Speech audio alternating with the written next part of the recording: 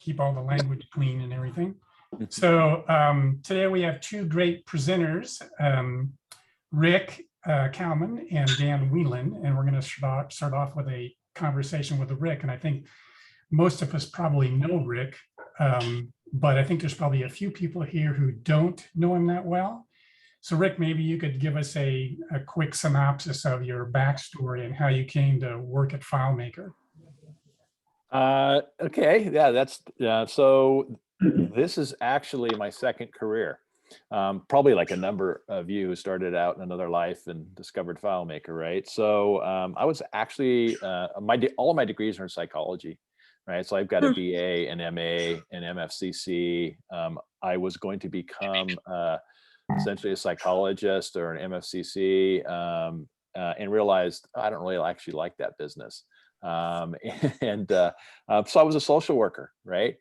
But along the way, I ended up being in the right place at the right time, got involved with a 5-year federally funded system change grant that actually purchased hardware for us. I was at a county office of education when schools were getting wired and networked, and county offices were the internet service provider. And they came by one time and they said, "Hey, we're dropping these Ethernet cables from the ceiling. Do you want one?" And I said, "Well, what would I do with it?" And they said, "Well, you could send email." And I said, "I don't want to send email, right? I don't want, that's like crazy, right?" So, but we got a PowerBook 170, and so I needed an Ethernet cable. It was the late 90s. It was when the internet was going off. It was okay now to exploit it commercially. It had only been available for the government and education before that. So they opened that up. I had Netscape 1.1n on my computer, and there was a menu item that said "Learn to write HTML." So I clicked on that. I wrote a little bit of HTML, opened it in a browser, and I'll be damned if it didn't work. And I never turned back. So then funny, I became the lead webmaster at the County Office of Education because I actually knew how to do that. And because we were wiring the schools and the schools were beginning to leverage the internet, we had something called the Internet Institute, where every summer we bring in teachers from all the school districts. We had 33 school districts in Santa Clara County. And it would be like a 3-week, 2-week, I can't remember how long, intensive of introducing them to the internet and how you could use it in education. And they registered people by hand. And there was over 1,000 teachers, and it was a royal pain. It was very labor intensive. They'd mail out things, they'd come back, and they'd have to sort through it, and they'd have to, create the name tags and all of that. And so someone wandered over from that department that organized that and to my department and said, "Can we do registration online?" Right? And it's like, okay, well, yeah, probably. Maybe let me do some research. So of course we had a site license to FileMaker. It was like FileMaker 5.5, maybe 5 back then, or actually maybe it was 4, maybe it was unlimited. So I did some research, and I came across, of course, remember, anyone who remembers ROF FM, where within FileMaker you could do all of this heavy intensive calculation, and you could do some very interesting things, but that seemed too intense. So I looked at Lasso and Tango. And Tango was easier to learn, they said, but Lasso had far more legs. So I ended up going with Lasso because I wanted something that would, I could go further and further with, sort of like FileMaker, right? It's not as easy to approach, but you can go a hell of a long ways with it. We were an internet service provider. I had no one telling me that, or in my way saying that I could or could not broadcast out the world. I had 4 or 5 WebStar servers under my desk at work with an IP connection, and Lasso was my middleware, and I built things on the web, and FileMaker was my data bucket. right? And we did the registration and we sat there and watched it, and it was like magic, and it worked like a charm. And then in the 3 years I remained there, I built 150 systems, and we barely scratched the surface of, and we were essentially replacing paper with, with essentially FileMaker, Lasso, and so I ended up getting hired at FileMaker at the time, before we came Claris again, obviously, because I went to a work fair. I had worked in education and government for nonprofits for almost 20 years, loved it, but didn't really pay a lot, right? So I was sort of looking for work, and I make more money. I went to a job fair in Santa Clara. Delphina was actually one of the people at the booth. I said, why do you guys not hire anyone that knows how to web-enable FileMaker? Next thing I know, they're interviewing me. I got hired. Before I ever stepped into the wedge, before I ever had a cube, before I ever saw a desk, my first day on the job was at Devcon in 2000 in Palm Desert. And that was a fantastic start. And I had absolutely no idea that FileMaker was more than a data bucket. And oh my God, did I know nothing about it. But I had built, it's still there, edjoin.org. I built that thing. And we ended up serving every single school district in the state of California, over 1,000. And all it did is allow people who are looking for a job in education to post their resume, and school districts who had job openings to post their openings. It ended up, it's still around, ended up becoming the nation's premier teacher recruitment software. I made not 1 cent.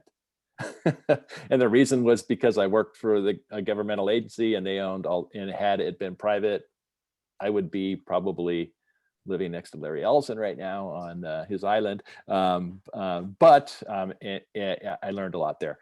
But people don't realize, in fact, they have no idea. I think they hire maybe like 50 developers or 75 developers now are running that thing. As soon as I left, no one knew FileMaker. They ended up converting it to ASP or something.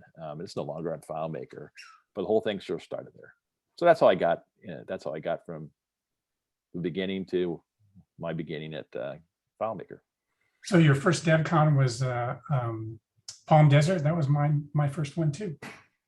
Yep, I met Chris Ippolite there, and people probably remember the gondolas would come in, and there were parrots in the foyer, and it was all internal looking. So you could feel the party atmosphere going on, and yeah, I loved it. So so you started becoming a FileMaker developer when you were with the other company, and then you kind of moved into FileMaker. So what was that transition? Was it like really tough? Oh yeah, radically different, right? Now you're in business. I got hired into marketing. It was extremely foreign to me. Very different from government. It always seemed odd to me that we were marketing to developers who already were our biggest fans. It always sort of struck me as weird that we would do that. I think finally we've gotten, or tried to get away from that, to realize, what the difference between partners, developers, and marketing to people who you're trying to convince on our product. But so that was a bit foreign to me. And of course I inherited the solution that was running the FBA. And so Quetzal, I think was I don't think they're around anymore. They came in, and as I was learning how to support the system that they had built, I slowly began to learn what FileMaker can actually do, right? So they came in, I worked with them, and eventually I maintained it. And that was probably back in FileMaker 6 days. Okay. So how does your work back then help you with your position, since then or today? I think, so here's the thing. I got hired as the technical liaison for developer relations. I reported to Delphina Daves, anyone that remembers her. She was my boss. And it was in my mind, it was always a simple job in this sense, not in the work I had to do, but my job was to communicate from the company to developers, and from developers to the company, right? That was my job. So so part of that, because that was my job, and including when we would release a new product, to make sure the information gets out there, and help with things like ETS. I attended every single bug review meeting with our support team for 5 years, and there's no way to learn the product any better than being exposed to every single bug in the product and making some determination on what it is you're going to do with that bug. And so had I not had that experience, and I worked along with Mary Lynn, who's still in our company, who's been with, I think, Claris for, gosh, over 30 years. I don't think I would have ever been able to be a product manager had I not had that kind of an experience. And I loved it. And it was a real cast of characters back in the days. Some of them ended up becoming engineers. Some of them ended up becoming, SEs or product managers. But yeah, that's where I cut my chops.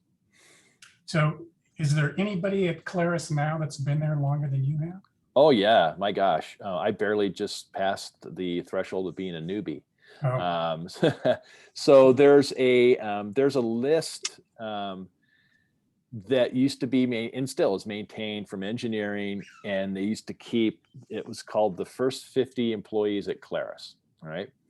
And so I always tracked that by the time I got there, and I have my own list, and I call it the forevers. There are still 5 people left from that original list of 50, including Clay Makel. Now, Clay Makel is Claris employee number 1. He was already working at Apple.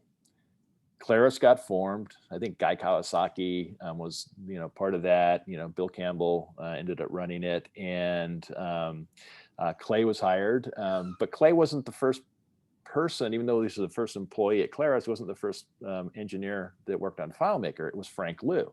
Frank Liu, who you guys may know, was the previous VP of engineering before Peter Nelson. And Frank was the guy who created HBAM, which is sort of at the core of what FileMaker is, predates Draco, was the system. It's both the power of FileMaker and the bane of our WAN performance existence. FileMaker does what it does because it's extremely chatty, right? It knows everything going on, and it comes at a cost. It works in LAN, not so much in WAN. But Frank Liu was the first person that worked on FileMaker, but Clay's been there forever. And of course, early in my days, I was really, really lucky to work with 3 extremely talented architects, and that was Chris Krim, Clay Makel, and John Thatcher. And those guys were just, had almost been there from the very beginning, had spent their entire professional career there. And they were the guys that made everything that FileMaker is today was made possible by them. And the thing about architects at Claris or FileMaker that always struck me is not only did they know the product because they built the product, they're the guys that would do the under the hoods. They knew our customers, they knew the developers, they could communicate, they could present. And that is a very rare thing, to have engineers that are comfortable getting up in front of people and can actually communicate and enjoy it. I don't know if that is part and parcel to why we know their names and what they were able to do. But, architects within our company, Andrew Paulson was an architect. He learned from Chris Krim, but he was another person who could communicate, right? To go to a developers conference and present and feel comfortable doing it. So anyway, I was lucky to work, other ones that stick out for me, Jay Welshover, he was my first boss when I became a product manager. He actually hired me to become a product manager. And of course, Andy Lacaze. When I first started, Andrew had already left Claris. He was working for Chris Moyer. I met him at Devcon. And then I think before it was the next Devcon, he came back as an SE under Stephen Gallagher. I thought Andy was basically only a couple months behind you on the hiring. Maybe I got it wrong. No, so Andy worked for Claris. I mean, coming out of, I think, Penn or Penn State, whichever, and whoever knows Penn or Penn State, to mix up them is like an ultimate sin, but that's not me. So I don't know which one he went to, but he went to school with Jay Welshover, and they were Apple reps, student reps. And then he went to work, I think, along with Chris Moyer, as SEs, went back at Claris, left, and then came back years later. Yeah, so he may have been gone 4, 5, 6 years. Okay. Well, I'm just going to relate a personal story about you and I. You probably don't remember this, but there was a version change a while back that affected some of my clients dramatically. So I'm just going to throw this out just for a little break in the action here. I think it was from 11 to 12, but I'm not sure. We can put background or graphics in the background of a layout for like a report, and it could be a full page graphic, so you can have pre-printed forms represented in the background. And there was a version change where that went away. All of a sudden, those were just getting cut off at the bottom of the header. And I contacted you, and I don't know if I was screaming or whatever, but I was really concerned that that feature just disappeared all of a sudden, and it was going to cause a lot of grief with my clients. And you put me in touch with the product manager and said, I think we can get that taken care of. And it might have been the next version or a V release or something that it got taken care of. But it just shows how good it is to know people like you at FileMaker, because without that, I would have been totally screwed. Anyway, so how have things changed as far as like the pace and those kinds of things since the beginning? I know things are moving a bit faster now. So tell us about how it used to be and what the speed of change is like today. Yeah, that's a good question.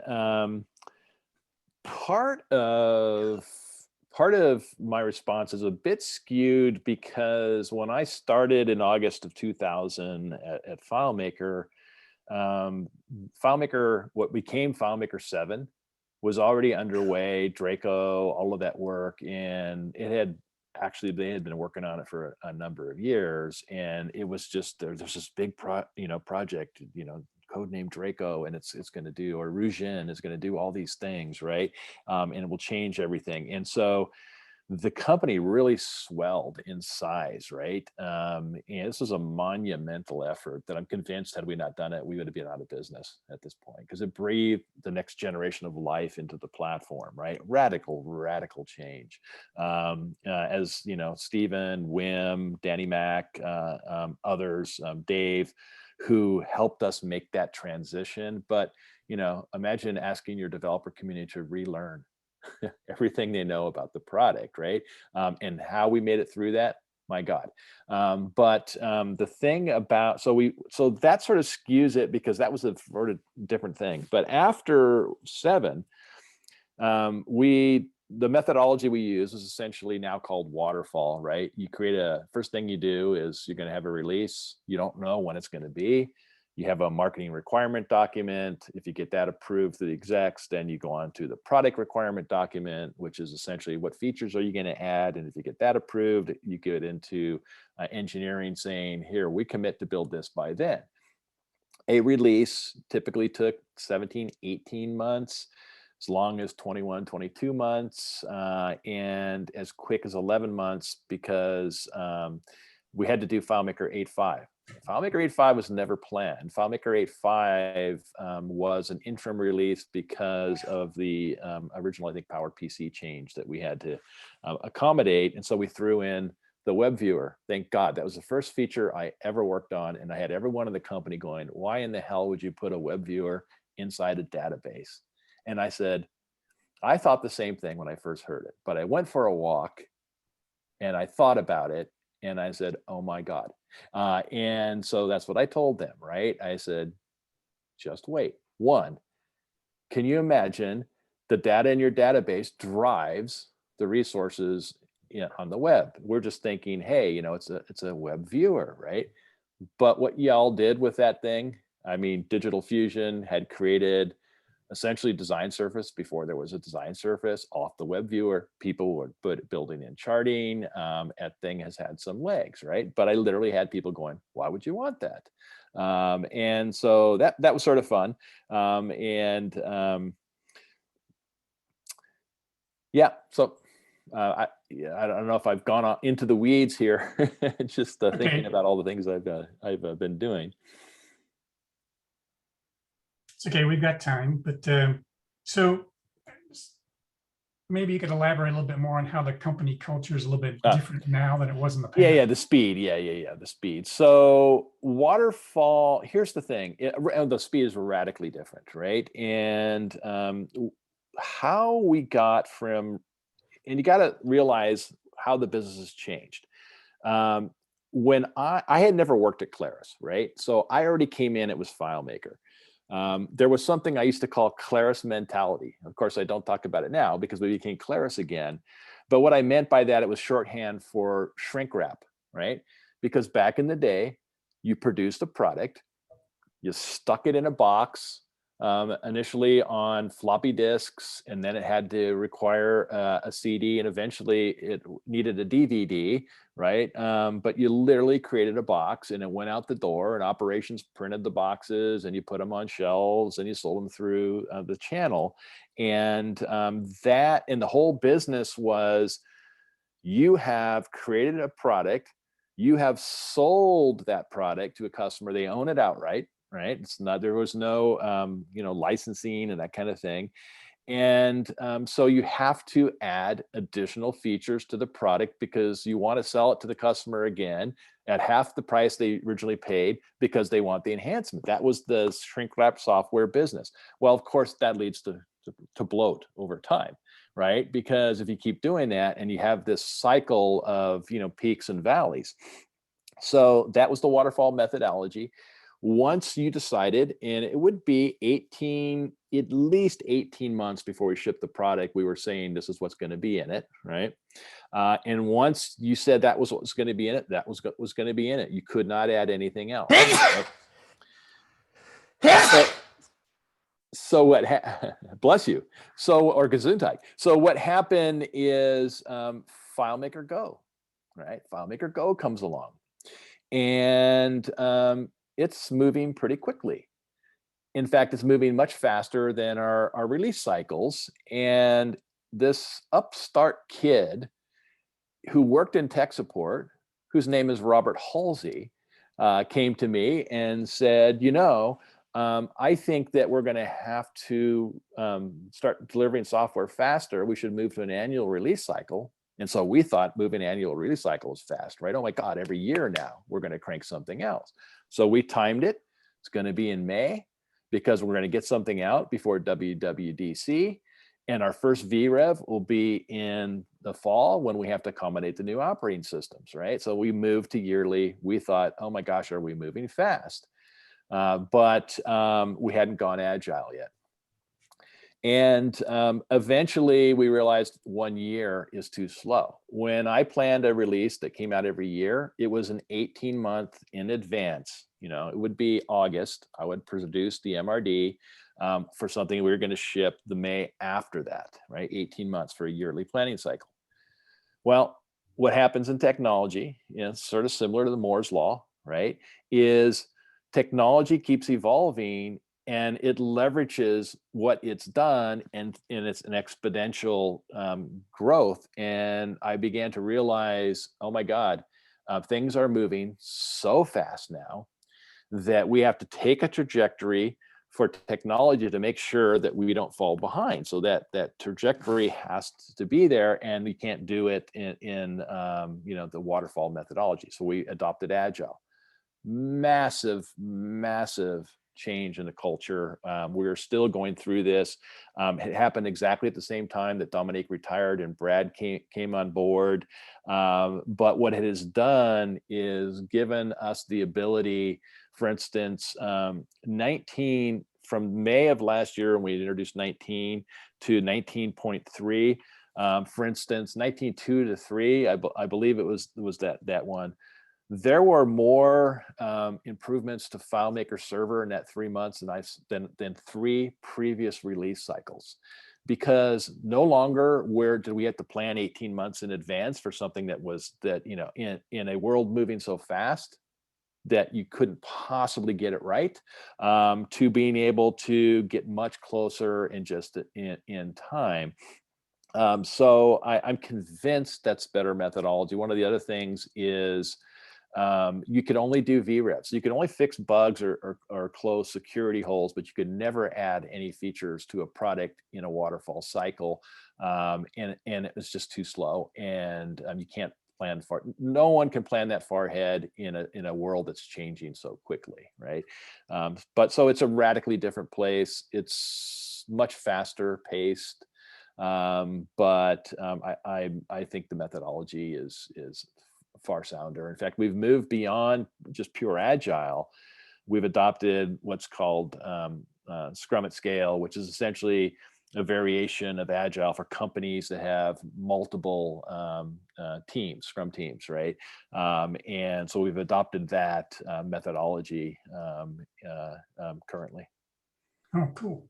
So given that the pace of change has increased quite a bit, how much of your time is spent working on like vision type stuff, and how much is spent on execution? Good question. The vast majority of my time is vision. So the way that this works is I was a product manager, right? I was the person like Robert Halsey, right, who's responsible for shepherding any enhancement to the product.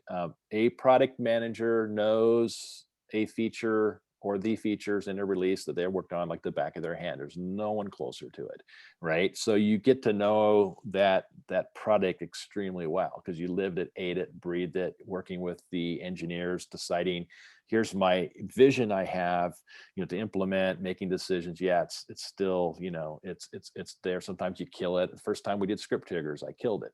But I said, I'm never going to do this again, right? And then, of course, the next release, boom, it came back. It had engineers telling me, you know, this is very dangerous to give this, you know. And we said, well, yeah, knives are sharp, but they'll be able to figure out, they'll be able to use it. And then they figured out how to make it a bit safer. So then as I had product managers reporting to me, so I become the manager of product managers, then you have the sort of the leeway to lift your head up beyond the tactical and sort of looking at the strategic. And then as I became a director and I had more product managers, and now that in the role I'm in now, it's almost 100% strategic. I mean, we have a daily stand-up, and in that daily stand-up with all the product managers is Brad Freitag. I mean, crazy, right? You know, Brad is a very interesting guy. Dominique, love the heck out of Dominique, right? He was just a great guy. He really knew a lot about the product and what it was for and its intent. But Brad has surpassed Dominique. Brad actually has truly discovered the value proposition of what developers bring to the platform. Dominique was always sort of hands, you know, sort of, you know, although he appreciated it, I think he never truly appreciated that the value add comes from, like Brad said at the keynote, our product is nothing out of the box. You guys are the missing ingredient, right? Brad actually understands that. And that is huge, right? Because you can lose your way if you don't understand what your product is. And I think for a while, we were struggling to understand what this thing is, right? Truly understand what it is and what it should be. Anyway, that's it, Barry. So you mentioned your Scrum method there that you're using. Is there any other techniques you use to move the products forward at this increased pace? No, I mean, we just follow Agile for the most part, right? We and we follow it pretty religiously. But as far as other techniques, it's just work. Okay. What right? about the pandemic? How's that had an impact on the work? Very, very interesting. It's like we didn't miss a beat. And I think that somehow by the time the pandemic hit, we had all these technologies that we never sort of used together. We've been using WebEx for webinars, right? We weren't even using Slack at all, right? That had, but at the same time, coincidentally, we were adopting Slack and communicating like we are right here. And we didn't miss a beat. In fact, and Apple didn't either. And I think a lot of companies in Silicon Valley who aren't coming back to offices like Salesforce and Facebook and such, um, somehow the technology has enabled us to work this way. I think that we don't yet understand, any of us, what we've lost.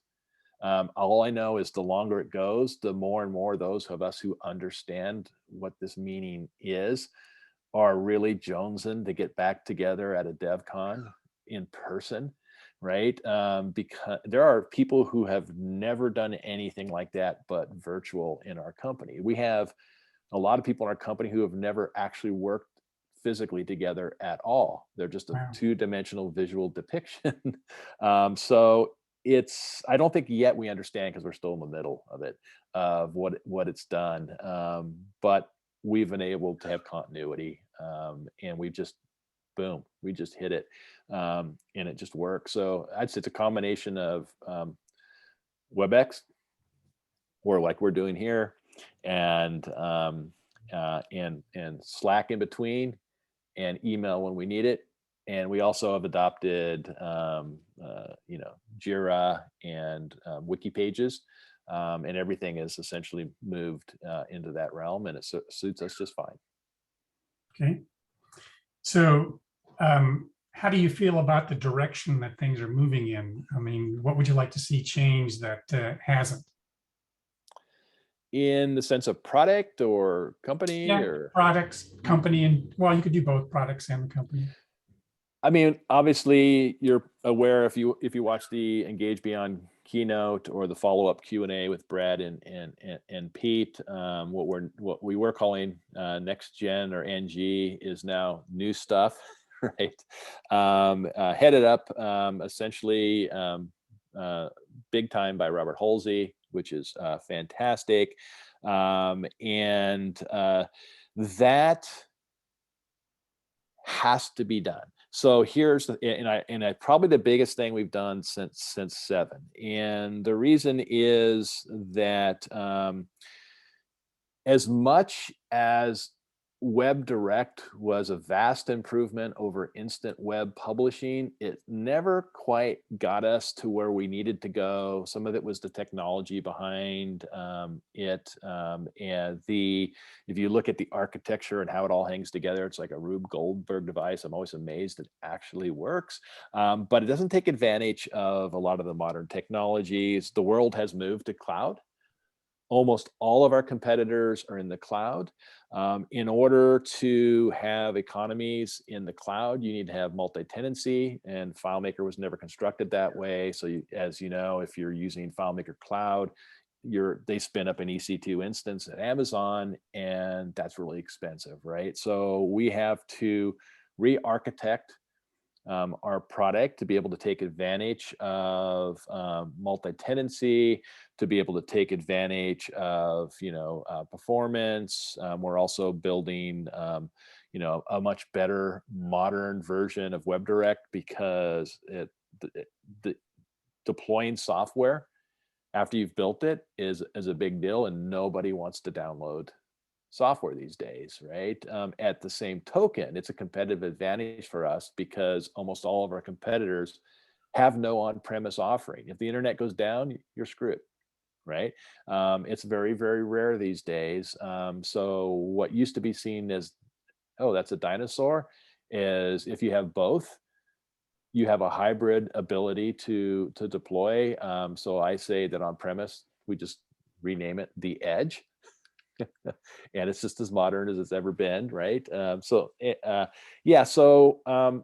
efforts that are underway currently have to be done, right? And to get to the other side, very, very interesting. You know, Draco used to be a sacred cow. Draco, in my mind, is a means to an end, right? Everything that we do in the product, it's really about what our intent is to empower people to be able to build custom business apps that are bespoke or custom to exactly the business process that can move at the speed that business evolves, which is faster and faster. Draco is just a means to that end, right? So very exciting to start looking at MongoDB in the NoSQL world, because it's not all or nothing, right? You can have NoSQL and you can have relational databases living together, and each one of them has their own role, right? And the two combined, which is ultimately where we'll end up, are something to power to be reckoned with. Yeah, so I'm excited about all of that direction. At the same token, FileMaker continues to live. I don't know how long FileMaker lives, but far longer than I'm going to be in the company. I think it's got some legs. What in my mind needs to happen, first and foremost, we don't need to be like Airtable, but we need to make it a bit easier to get people into and then hooked about, oh my God, there's nothing I can't do here. And then they can go along the way, because who's going to spend all this time learning a product, right? People have less patience these days. There's more options, right? So we've got some work to do there. We've got some work to do at the IT end of the enterprise spectrum as well, so that it's easier to get in the door in larger enterprises. But fundamentally, we're still focusing on what we've always done with FileMaker. Okay. Is there anything else new other than what you've mentioned out there that you think is exciting and has possibilities, might influence FileMaker? Actually, we spend quite a bit of time looking at our competitors, both the no-code side, and I'd put on the no-code side something like Airtable. But certainly, we're looking at Microsoft, we look at Salesforce, we keep an eye on QuickBase, I've played around with all of these things to understand, not certainly to copy, but just understand, what are the things that are competing for people's attention when they're considering a platform such as ours, right? Other than that, I mean, I think the other thing that's becoming very interesting is containerization, the portability of cloud. Why should I even be locked into AWS? Can't I take it to Google? Can't I take it to Azure? So coming, Linux, I think after all these years, bringing it back and saying, back before we would prevent these kinds of things. Now it's like, hey, look, if you want to take Linux and do your own cloud anywhere, knock yourself out. We don't care, right? We don't think of it as competing with FileMaker Cloud. It's like, we'll give you the tools and you can decide what you want to do with it, right? So I think Linux has also been exciting in what it's opened up, especially for people that want to do their own cloud, don't want to pay the extra Microsoft licensing cost. And of course, we know Apple really doesn't have server class hardware, except now that Amazon's putting minis on them ones on racks. It's a bit interesting, but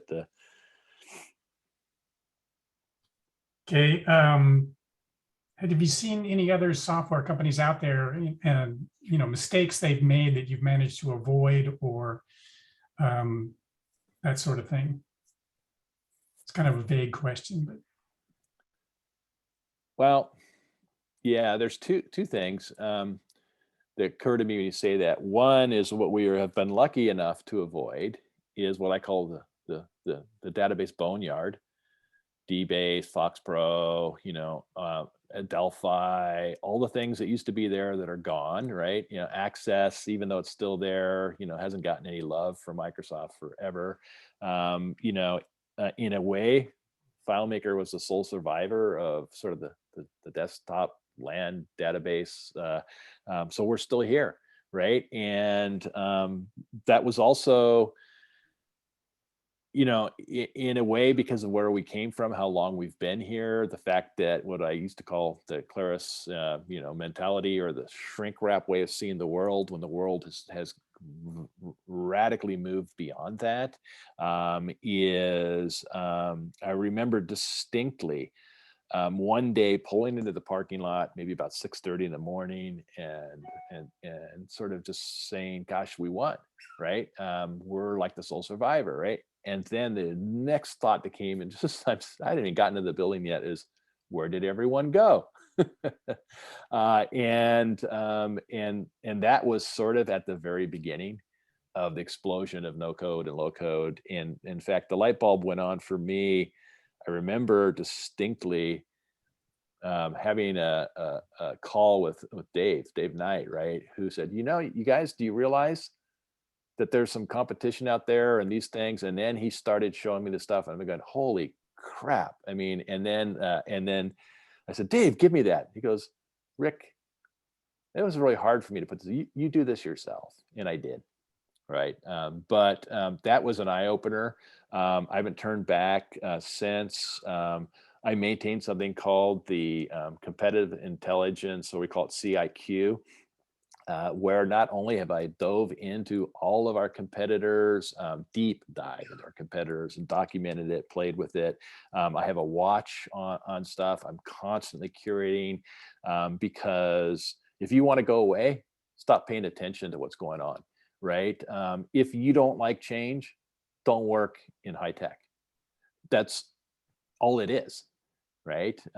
Is nothing but change. And to stay still is to die.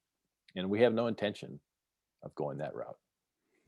Okay. Is it just you, Rick, or do you have any assistants who help you with some of this stuff? All of my assistants are now, for instance, Robert reported to me forever. I recruited Robert from support. He was so damn talented, but now he's off on his own, reporting into engineering. We sort of separated into product managers and product owners, and he's technically a product owner. Product owners report into engineering. They work most closely with the teams. Product managers now are setting the strategy of the company and the high level direction. So I don't have any direct reports now. So I'm a director with no direct reports, but I work with everyone in the company. Brad is not a big fan of a bunch of hierarchy. He wants to flatten the organization. He wants to push down the decision-making level to as much as possible, empowering teams based on their understanding of our strategy and direction to be able to be self-managed. The PM team right now is completely self-managed since we've come out from under Srini. You know, we've had a history of, you have a director has one person reporting to them, or a manager that has one or two people reporting to them. That's a lot of overhead. So I work with 300 people, but yeah, I've managed up to 12, or it's anyone who's managed people.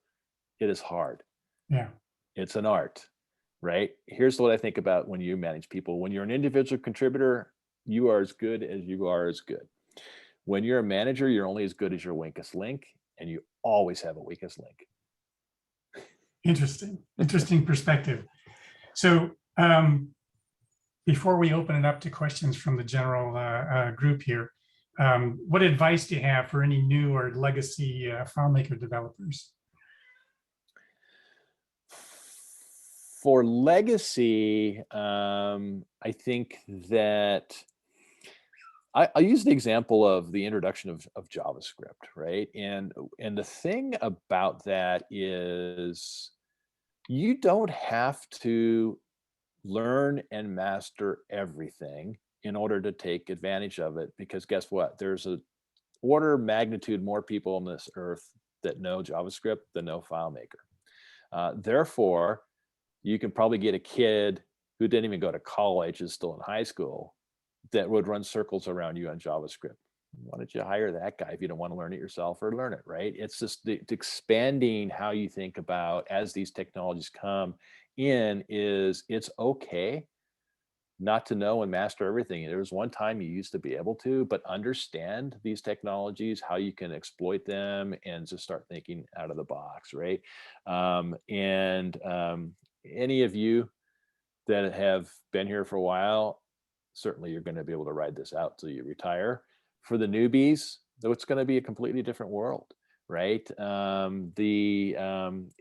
We're still trying to solve the same problem we've always tried to solve, right? Is to take people who are smart, who are technically savvy. And what we mean by that is, if you're in a work group, you're probably the person that people go to and ask questions first. You don't have to be a computer programmer. You don't have to be a CBA. You have a problem you need to solve. You have some expertise, and you solve that problem. And if you're good at it, you end up becoming who you guys all are here.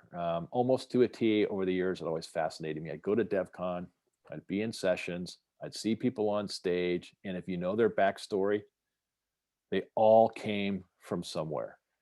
Dave is mixing music, right? John Sindler is an artist. Someone else is working, for their dad's trucking company.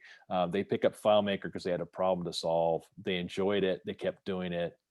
Next thing they know, they're on stage at Devcon sharing what they learned. And that is something very powerful, right? Because it captures the creativity of people. One of the things that I love about going to DevCons physically, I've put a lot of features over the years into the product. And I worked with a lot of engineers. And we go to a DevCon, see someone present how they're using something we put in, and we're going, oh my God, we never even thought that's how people would use this. And you think about, but of course they would, right? And so just the things, like I said, there was a year where we had a DevCon, I think a year and a half, 2 years after we introduced the web viewer, where the entire, I call it the web viewer DevCon, right? You had Digital Fusion saying, hey, look at this, look what you can do with this thing. You can create all these controls, or, this charting stuff. And it just blew our socks off, right? That is super gratifying. I like to choose your generation. Either I like in FileMaker, it's like Tinker Toys, depends how old you are, right? Legos, it's like there's all these piece parts. I have no idea what you're going to build with this, right? But because it's based on these piece parts and your creativity, you can have Legoland, right? God knows what you're going to do with that thing. And the other thing that I think for us is FileMaker does good in the world. There are so many people doing things that help people and do good in the world, and a lot of the nonprofit stuff, and it just inspires us so much, because not everyone's lucky enough to work in a business where they can drive that business, they can be concerned about revenue, but for a greater purpose than just being concerned about revenue. It's so that we can continue on because we believe in the product that we create, and it does good in the world. I mean, Andy Lacates is notorious for getting up at DevCon and sharing some of these things that people are doing. So inspiring. I think it was when we were in Vegas and we had our first, sort of, I don't even remember the name of it, people that were essentially doing, nonprofit and, philanthropic work for social good. And just in a short amount of time they were doing it, boom, blows your socks off, right? That's great. This far transcends Silicon Valley and technology, right? Right. Okay, one last question before I open it up to the group. So where do you see the product in 5 years? FileMaker and Connect. And new stuff? Yeah, and new stuff, yeah. 5 years. Certainly there'll be more AI beyond core ML and the container field. I'm just certain of it. I think AI is going to change everything. So not to be ignored. Still in the early days there. And deployment will, for the most part, probably be through a browser or something that wraps essentially a browser if you need it on a desktop, but not exclusively. I think we still believe that there's a hybrid world that's a competitive advantage. We have no intention of leaving that behind. You will probably be doing a big chunk of your development right there in a browser. We will probably, in still 5 years, have FileMaker Pro, if you think of it as an IDE like Xcode, there's just some things that browsers are not suited for yet.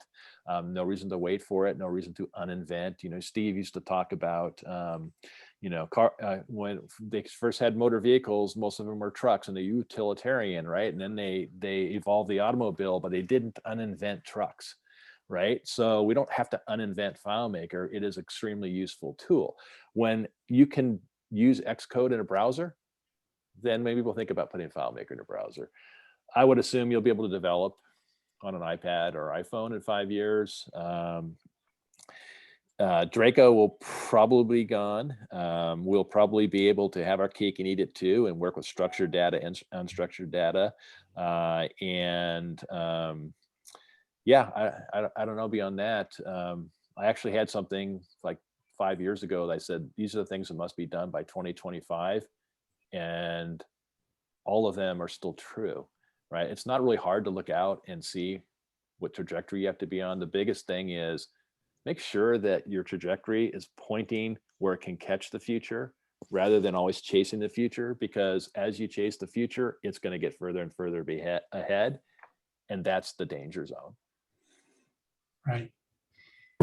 Okay, well, we've got about 20 minutes left or so. So if the group would like to ask questions, now would be the time. And be sure to say your name before you ask the question so we know who's talking. Lynn.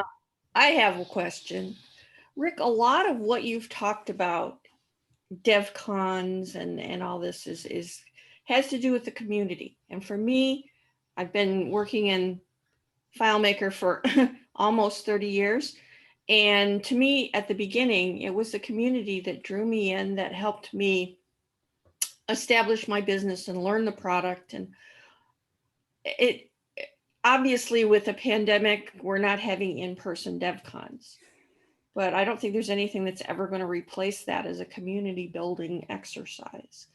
We used to have Tech Talk. I met most of these people here on Tech Talk, and then got to know them in person at DevCons. So what's the consciousness at the company about the community building that they need to continue to do? I personally don't find the forums all that conducive.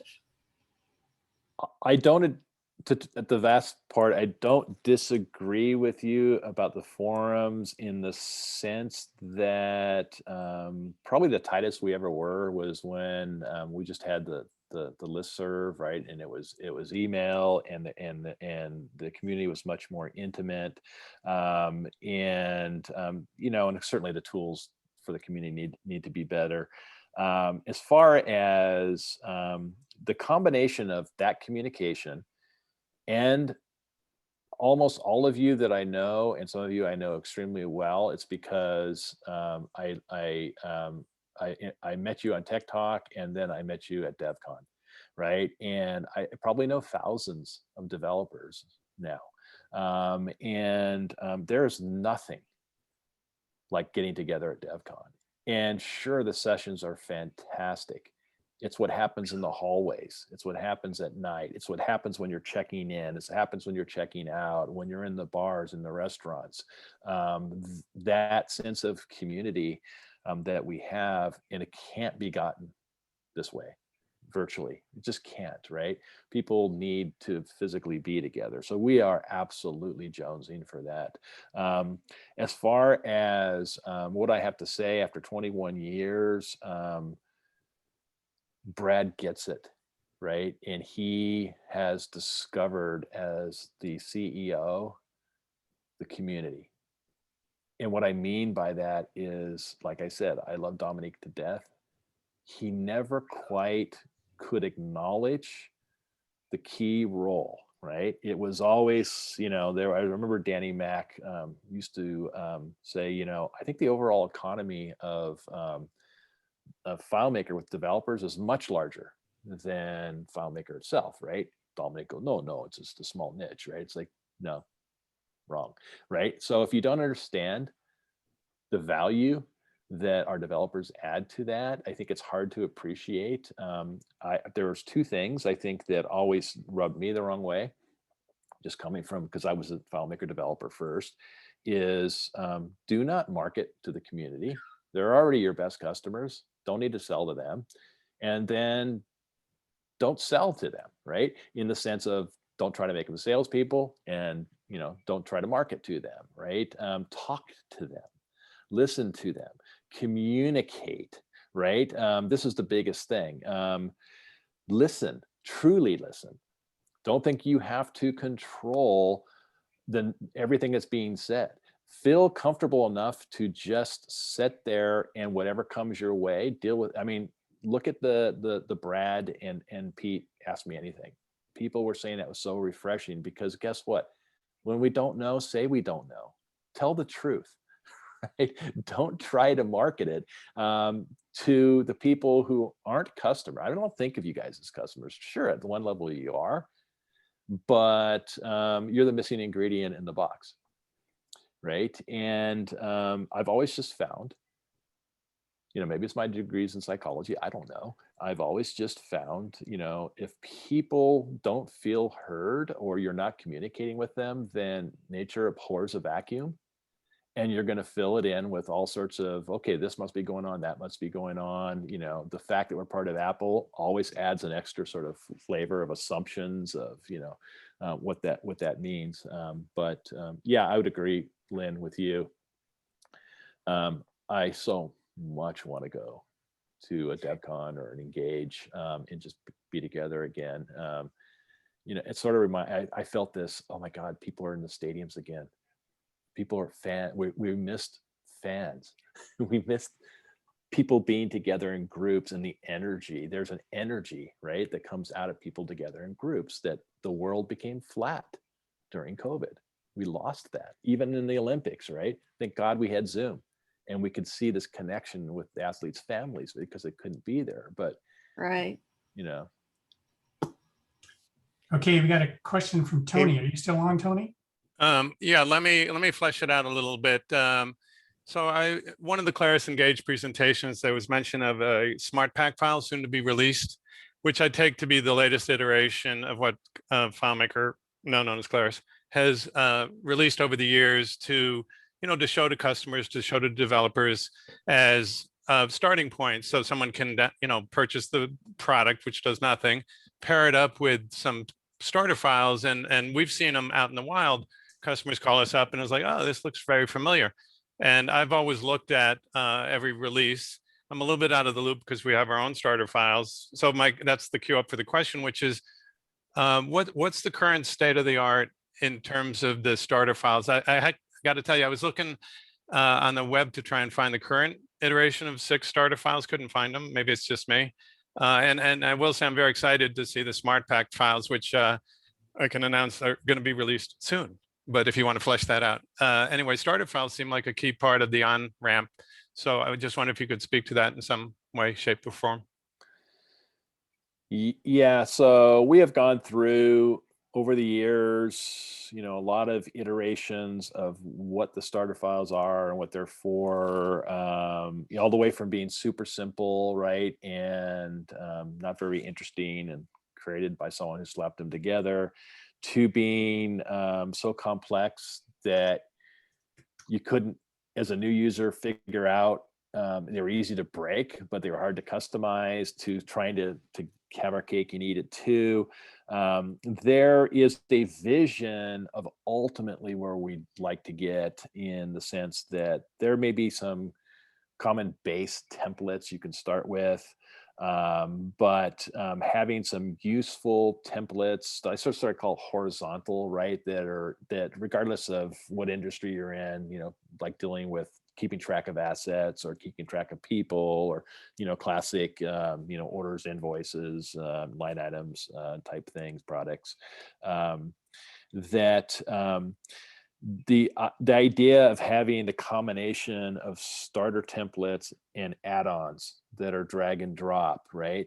But we're not done yet with add-ons, right? Because they're still they need a different interface to set up. They need to be a little bit more robust. Introducing the new web viewer technology that's not based on IE has helped. There's a vision to go there, to be able to then drag and drop functionality in. So I think that they'll evolve in that direction, but they've always been, if anyone remembers the, gosh, I don't even remember what we called them, but we had the FileMaker apps. John Dasher was the product manager back then. And FileMaker, to me, doesn't really want to live in the world as if it was, some software that was pre-compiled and ready to make. It wants to live in the world of, I'm here to allow you to do exactly what it is you do, the way you do it. And if you think about software pre-built, you use it in how that person or company decided that you can use it, right? And then they can make changes, but business changes. So what changes very quickly. So what you end up is being beholden to how the software wants you to do something versus exactly how you do it. So I don't know, Tony, if beyond that, it's right now we're just focusing on new stuff. But yeah, templates are, I think, an important piece, especially for beginning. But in the end, people are going to create something custom. Yeah, and just closing thought, I think it's a challenge. This came up at the San Francisco, I call it the San Francisco user group. It's challenging to know kind of where to pitch the starting things, not too simple, not too complex, because obviously it's just a starting point. But, I just wanted to put it out there that it's a key part of the on-ramp process that we've seen over the years. And I yield my time. Thank you. Appreciate it. Joe, you're up. Yeah. Hey, Rick. Joe Gold from Angel City Data. One of the challenges we have is getting new customers into FileMaker. We support lots of existing systems, and certainly customers who already have FileMaker, we can sell them a new system. But the new customers, especially the small companies with like 2 or 3 employees, the mom and pops, the small nonprofits, right now you have to have 5 or more users, or it's a single user license and you can't share.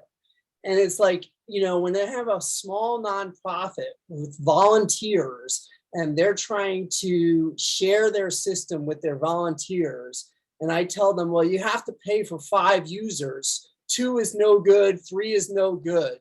It's cost prohibitive.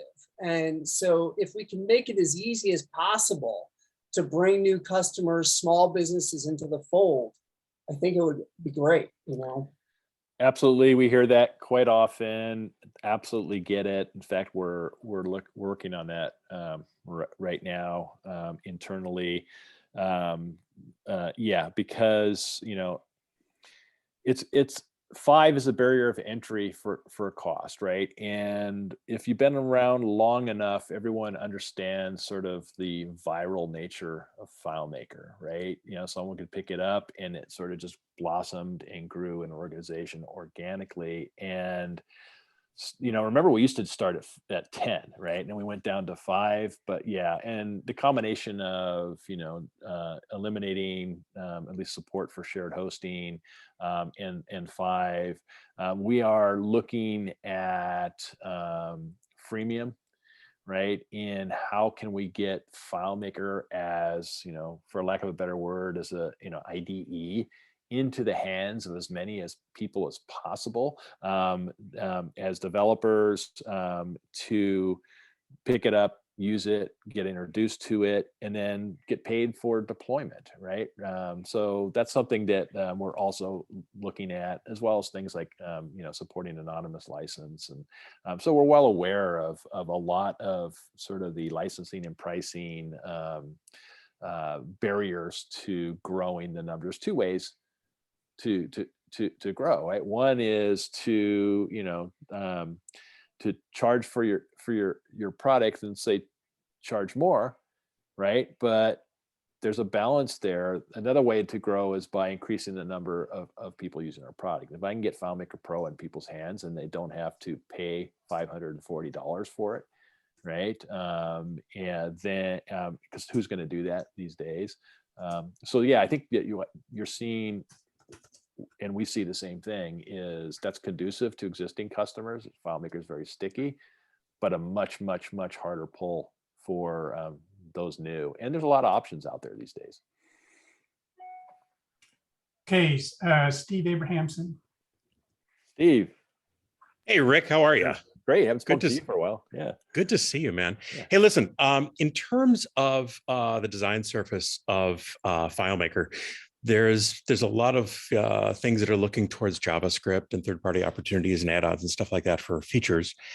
But the one thing that I think is probably aging the most and the most divorced from the current design surface is that charting tool.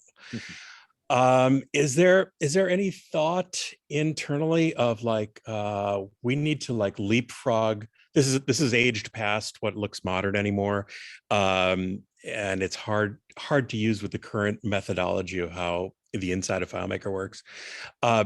Is there thought of like, hey, let's do a thing that just like blows everybody else out of the water and do a really modern thing so that we can get real great data representation native in the platform again?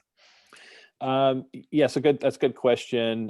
What I would say currently about the charting engine that we have in there is it's utilitarian, right? So if you, and I'm not using that as to say that's a good thing, but at least you can represent data, right, visually to convey information, but falls way short of, modern expectations.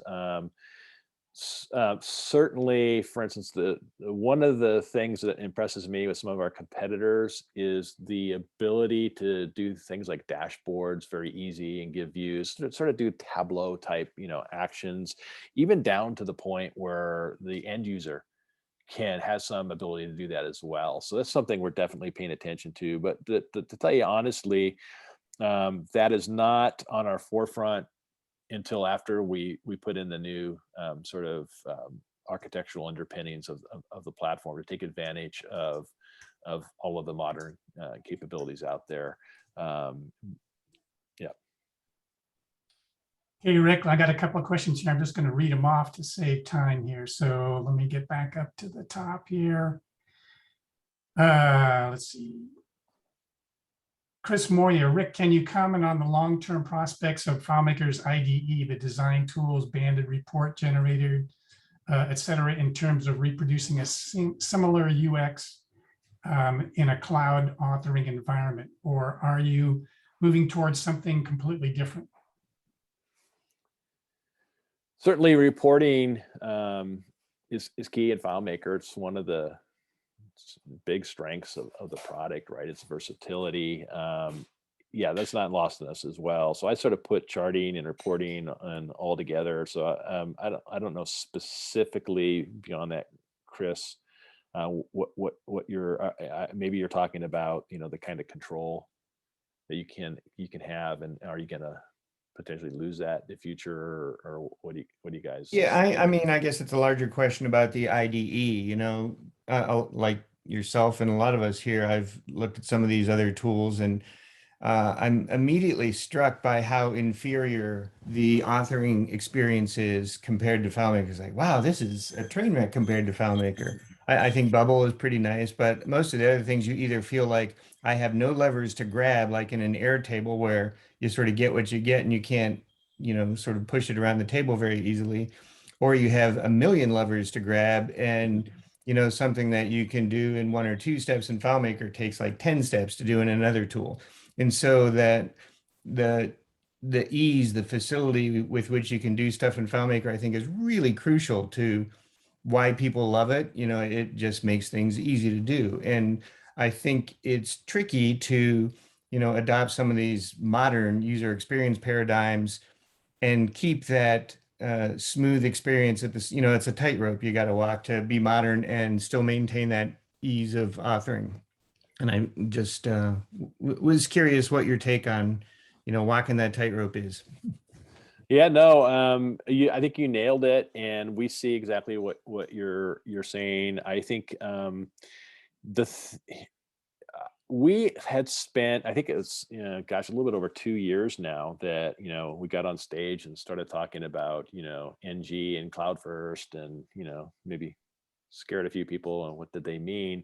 And as that has evolved, one of the discoveries at the highest level, this is extremely key because it's not like it wasn't understood at, you know, a certain level of people who really knew the customer, knew the product, was how important it is to maintain whatever that essence of what FileMaker allows people to do into any new product. And if so it's harder to do, but we're trying to have our cake and eat it too. We don't want to throw out the baby with the bathwater. I am super optimistic because Robert Halsey is the guy who is charged with getting that balance correct. And Robert Halsey's the best product manager I've ever worked with at FileMaker and at Claris. And he's already gone beyond what I was as a product manager. Cares about detail, knows the product like the back of his hand, knows the community, came up through, I mean, he practically was born at Claris, right? I mean, the guy started when he was like 18 years old in our frontline tech support. And he gets it, right? And, you know, he and I worked very, very closely together, and we know what we're holding on to, and we know where we need to go, and we're trying to get that balance just right. Because in the end, if you guys don't want to use it, it's going to fail, right? Okay, Rick, I'm going to read off some questions from the chat here. For those of you, you might just hold your questions for the time being until we get through these, and then we'll try and get everybody at the end if we can. So from Doug Hogg, it says, what do you think about the idea of giving free copies of FileMaker Pro to computer science students? Yeah, good idea. No, it's we're really literally looking right now at freemium, and you know, freemium doesn't necessarily mean just give your stuff away for free, right? There's all sorts of different things that you can do, but what we're really looking at is how do we remove the barrier of someone having to pony up $540 to learn our product. You look about a lot of these development environments are free, right? We need a heck of a lot more developers out there, right? And so getting it freely in people's hands is a big part of that, right? Yeah, Rick, I would love to use your FileMaker in my project management class at UCLA, but the trial period is just too short. Yeah. This is better than the 15 days that right. we had previously, but 45 days, yes. Okay, Vince Bonanno says, can you talk more about the future of tools? As you mentioned, it was an important area of focus. Yeah, so of course, Vince would ask about tools. We we'll continue to leverage what we've been doing with XML, and that sort of promise ultimately of being able to convert FileMaker into text or XML and vice versa, and acting upon that. And you know, it sort of took a detour, but not in a negative way, because that is what we leveraged in order to do things like drag and drop JavaScript in Fusion. It's leveraged in some of the tools Clay created for data migration, but we still have that vision of being able to infuse functionality into an existing system. As far as tools, probably just, you know, at least where I sit from now, would much rather leave open in FileMaker the ability for third parties to thrive in the tools that they create to support it, which is what we've been doing. There's so much to do that we haven't really looked at, you know, should we be doing other tools at this point anyway. Okay, a question from Bob Shockey. How has Connect been received overall? My impression is that there is a weakness there. There seems to be an emphasis on adding, oh, hang on a second here, adding more connectors, but it seems like there are some connectors that are not very deep. Only a small portion of the calls are available. What does the future of Connect look like? So good questions. Connect currently is sort of the engine of what we're doing, working with Apple to enable schools to bring student information into, you know, to make that bridge. And so Connect is a part of that. We are working directly with Apple. That's never happened in 21 years I've been here, that we're literally, their sales force is hawking our stuff. Connect is behind that, right? That is a camel's nose under the tent. I'll use that as a euphemism. And because once you're have that kind of capability, oh, and by the way, if you need some custom applications, and that's sort of what the Smart Pack is related to. So Connect's a big part of that. If you remember, if you watched the keynote or the follow-up Q&A and the innovator's dilemma slide that was talked about, Connect is an integral part of what's the new stuff, right? So you know, if in hindsight, what as an organization I wish we would have done was Connect should have just been part of the FileMaker platform. But we also are, one thing that we haven't done yet that's on our backlog is to have the connector kit to allow developers to create their own connectors. You know, you look at Zapier and they've got over 1,000 connectors, you know, this is not the business we're in. But I think that Connect in and of itself will be less of a thing. It will be more Connect in combination with FileMaker, Connect in combination with new stuff that'll allow you to you know, do integrations. I love the thing that Chris Ippolite had said, and others, that look, I could use a REST API and I could connect to anything, but it would take me the better part of a week to figure it out and have to futz around with endpoints, and it wasn't for the faint-hearted. By the time I got done, I wasn't interested anymore. And then with Connect came around and I could do it in a few minutes, right? That's the kind of thing we tried to get after.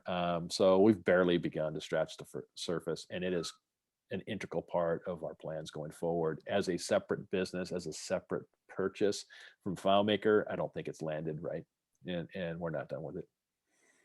Okay, John Rosen, can you ask your question directly, especially the one about the font size? John, are you there? Yes, sir, just switching back on here. Sure, I'll start with that. So, Rick, not all of us after all these years have perfect vision. But when are you going to give us a script editor that will allow us to set our own font size and define fields and the inspector, things like that, so we can actually read what we're doing? The honest answer is I don't know. I certainly know of that necessity and desire for sure. What I can't say, but when I say I don't know, is at this point, we've got to decide what makes more sense to do in new stuff and what makes more stuff to do in FileMaker as far as investing and bang for the buck, but absolutely understand that kind of and you might want to be able to control zoom at a more granularity than you can now as well. We've heard that. But yeah, John, super well aware of the need, just that there's so many things to do, right? John, do you have a second question real quick? Yes, I was wondering, so we could really use like an inexpensive way to easily put FileMaker on the web. There are, you know, lots of free development platforms that can do that. And let's say WebDirect is overkill for wanting to display some simple data and so on, and especially if it's for hundreds of people. So we could use some better options for that, because WebDirect is, let's say, too much resources and too expensive to use on a regular web page. Yep, absolutely understand. Agree. I think that I keep telling the organization, just to hammer it in, that people completely underestimate how much power there is just in public facing forms. And it should be easy. And, this is my background. I've been doing that since the late 90s. It's not rocket science, right? This technology has been around for quite some time, but the simple stuff. But WebDirect isn't suited for that, right? It's essentially acting as if it were FileMaker in a browser. It's miraculous in how it works, and then of course the licensing model, unnamed users, not going to work. So we get all of that. We're working on all of that. I think that what you will see as new stuff is initially all about that, taking care of some of the, for instance, the new stuff is going to absolutely need an anonymous license. Right? Sorry, need a what license? Anonymous license. Essentially, to have to know who in the web world, to have to know who the person is and have a license for them doesn't even make sense, right? Right now, the only option is custom web publishing, right? To be able to pull that kind of thing off. But we need something that has the fidelity and capability of a WebDirect without the limitations of WebDirect. Okay, Robert, you're up, Robert Nod, and Stephen, you're going to wrap things up for us after Robert. Thank you so much. Thank you, Rick, for today. I'm going to use Bento as a way into my my question. So from the recent initiatives, we see a kind of signature that dates back to the days of Bento, and I think sometimes a company can have a great idea, but the stars are just not lined up for it to grow legs, to use an expression you used earlier today. But not making this question about Bento or anything, and not trying to say that what we're going is Bento. I think we're getting way more out of what is being worked on, but out of things that never went beyond the drawing board, if you could resurrect one and give it another shot, like what would that be? Good. Most of the things I've been involved with saw the light of day. So, Bento is interesting. If some different choices were made about Bento, we wouldn't even be talking about new stuff. And there was also actually, now that I think about it, there was something called Fusion. And Fusion was way predated WebDirect.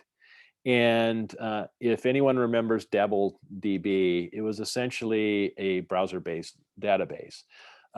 We actually went pretty far down the path on that, and we ended up abandoning it because when they began to show it inside the company, people immediately said, well, what's it for? It doesn't do anything. And they were comparing it to FileMaker. Had we stuck with that, there would be no Airtable, right?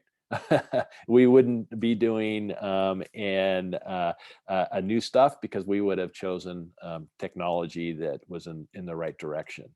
But Bento is very interesting, had the choice been made that Bento would communicate with Draco rather than the installed version of MySQL. It would be how you get started with our product. Bento was a fantastic product. Bento actually sold more than FileMaker. The problem was Bento was in a ways like Airtable, is you could only take it so far, and then that's as far as you could go, and you couldn't get into the guts of it.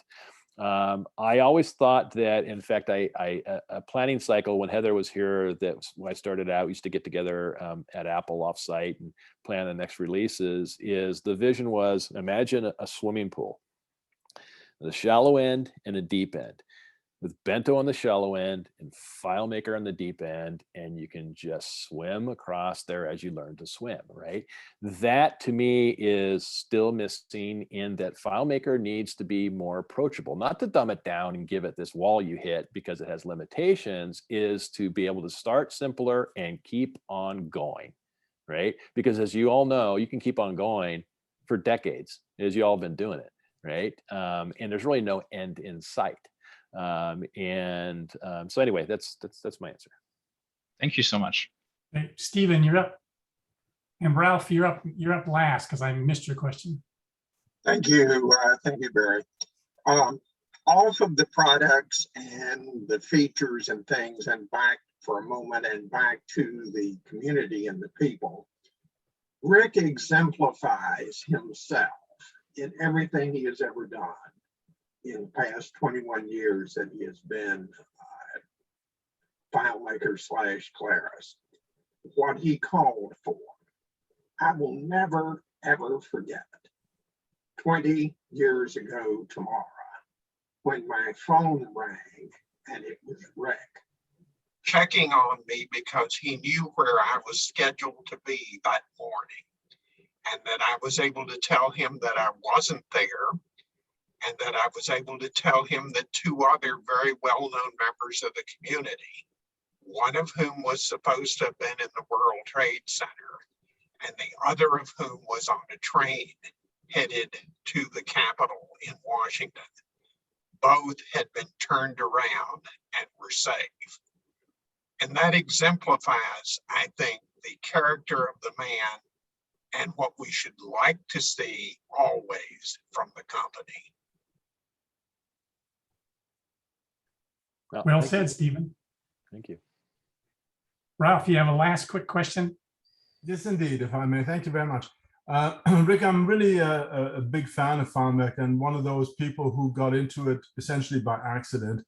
As a serial entrepreneur, I've started 12 companies and used FileMaker probably from company number 6. What is very fascinating, why am I doing this? Because it is so incredibly powerful, and I can convert concept into reality in record time. And I've had a chance to attend a fair number of hackathons in the last couple of years, and have even had the experience that when we presented it, that we are almost considered to be cheating, because they thought, no, you can't get this done in whatever, usually it's 2 days, that just isn't appropriate, and so forth.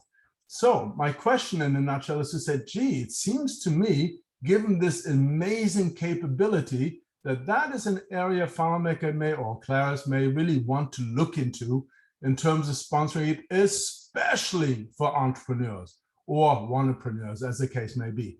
So in other words, it's a great way to highlight some of the amazing power of the product, especially in relatively short time periods. Yeah, and kudos for being able to throw in the word nutshell. Well done. Yeah, no, so agree, yeah. Well, maybe you just have a word with Brad. I talk to the guy every day. Yeah, my point entirely. It just needs the direction, I suppose. But if that's of any interest, I would love to put these sort of things on, because I think that is so exciting. And obviously, I've drunk the Kool-Aid, and you know how it is. There's no better representation than those people who actually use the product rather than the ones who sell it. And with that, I'll leave it at that. Thank you so much. Sure. Rick, you have any last words for us, or you have any questions you want to ask of the group? Just thanks for inviting me. It was fun. You know, I did something somewhat similar in a much smaller group with a number of you that are even on this call, to talk about sort of how did you get to FileMaker, and once you got to FileMaker, what did you do, right? And it was just fascinating, right? And the thing that always blows me away, and the thing that's so funny with new people to Claris, for instance, they'll do a survey and they'll go, oh man, within an hour, I had, 500 people answer it. That's like, I've never seen that before. Or, they have a webinar and there's like 700 people that show up and they're completely blown away, right? It's like, I'm not, right? This is community hungry to, to absorb this information. Yeah, it's the last job I want. That's for sure. I'm not going anywhere. They'll have to, and at least I can walk up on stage again. So I was hobbling up on stage for a number of years. But hopefully with those new knees, I can run up the stage next time I'm up there. But who knows if I'm going to be on stage, and I'll have Robert and other people. If there's a reason for me to be there. But no, thank you. So many of you are familiar. So many of you I have known so long. What I was going to say is it's very typical to see people who have used FileMaker for 15, 20, 25, 30 years. There's a number of people out there that started with Nutshell. In fact, I was just communicating a couple of weeks ago with Spec Bowers, who was one of the 4 original Wang engineers that put together Nutshell that grew into this because he had some questions about FileMaker. And he reached out to me and it's just like, dude, man, you're a celebrity. You're it, man. Those 4 Wang engineers. Thank you. Thank you. Because a lot of careers came out and they had no idea. If anyone was at Devcon a number of years back when a couple of them got up on stage and just said, wow, we had no idea. Those guys were brilliant. Yep. Well, thank you so much, Rick. We really appreciate you coming to talk to us. And I'll follow up with you after the meeting, but thanks again. Really appreciate it. Thank you. All right. At this point, I'm going to pause recording. I think I paused it. Come on, pause.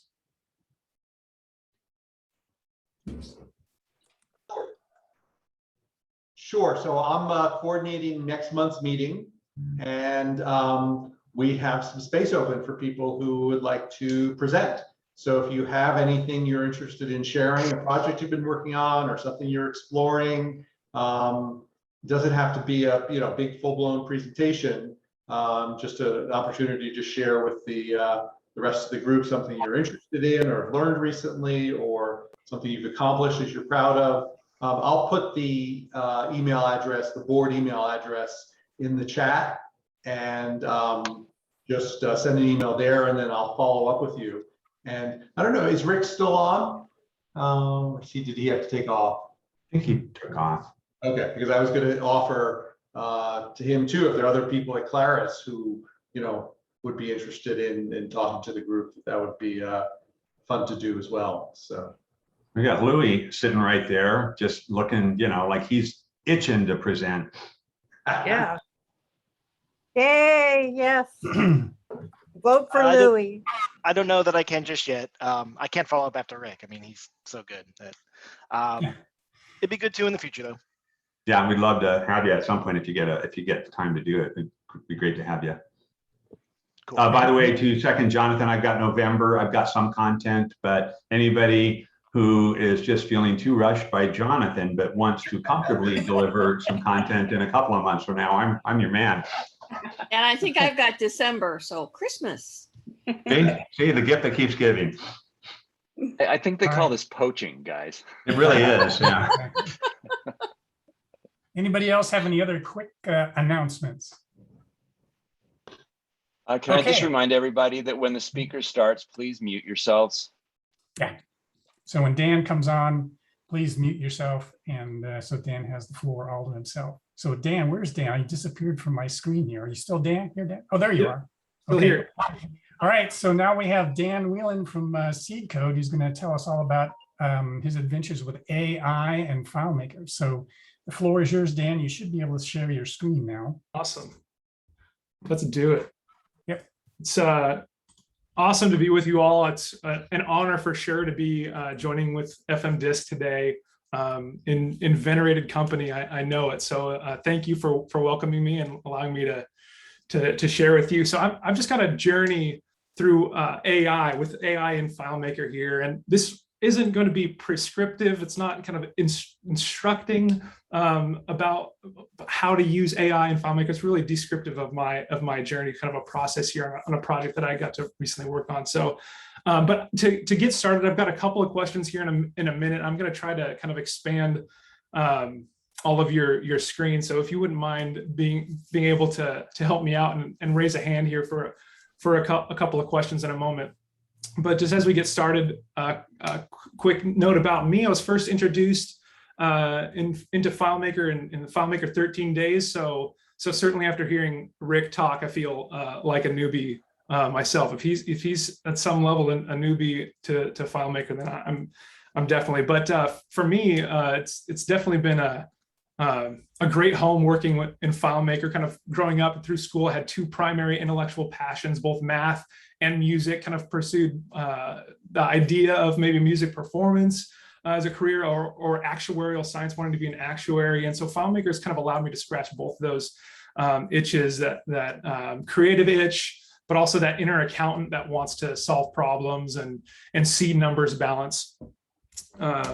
And then a few years back in 2015, I had the opportunity to join up with Seed Code, starting in product support and short-term kind of mod work for our customers. So integrating Dayback Calendar for many of our customers. And so just a first question, you can even throw up a reaction hand or a raised hand. Anybody here working with Dayback or has integrated Dayback Calendar for their customers? It would just be great to see. So I see some hands raised. That's awesome.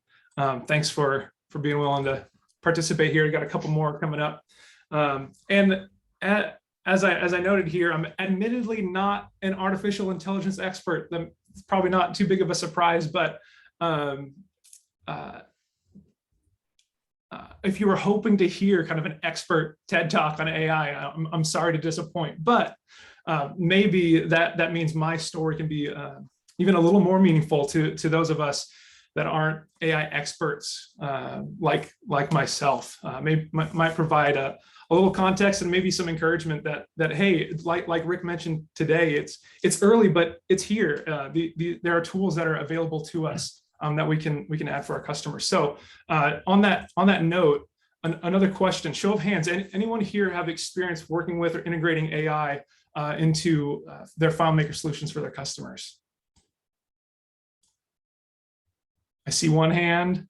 It's difficult to scan through, but thank you so much for participating. So that's great. I know I would have a ton to learn. I see David Knight's hand and any others that have worked with it. I know I'd have a ton to learn. So be great to even continue to connect, share ideas. But another question for us: anyone here skeptical about artificial intelligence, its power to really enhance our customer solutions, or even just personally powerful to help even on our personal lives with different tools? Any skepticism out there? I see a couple hands raised. I'm going to raise my hand as well. Me too. And I think it's right, I'm sure, to have some healthy skepticism about AI, right? At Seed Code, kind of in our virtual office, we sometimes share some of the latest happenings in the world of AI. So if you'll bear with me and allow me to share some kind of fun anecdotes here. If I wish I could have had some help winning over my wife years ago with these AI generated pickup lines, like, "You have the most beautiful fangs I've ever seen." I think that one's maybe my favorite. Or for my 3 and 5-year-olds, I think I would probably need to fast forward past this newest Disney villain, Cowhell the Ice Dragon, with its special powers of secondhand telepathy and magic control for high enchantment.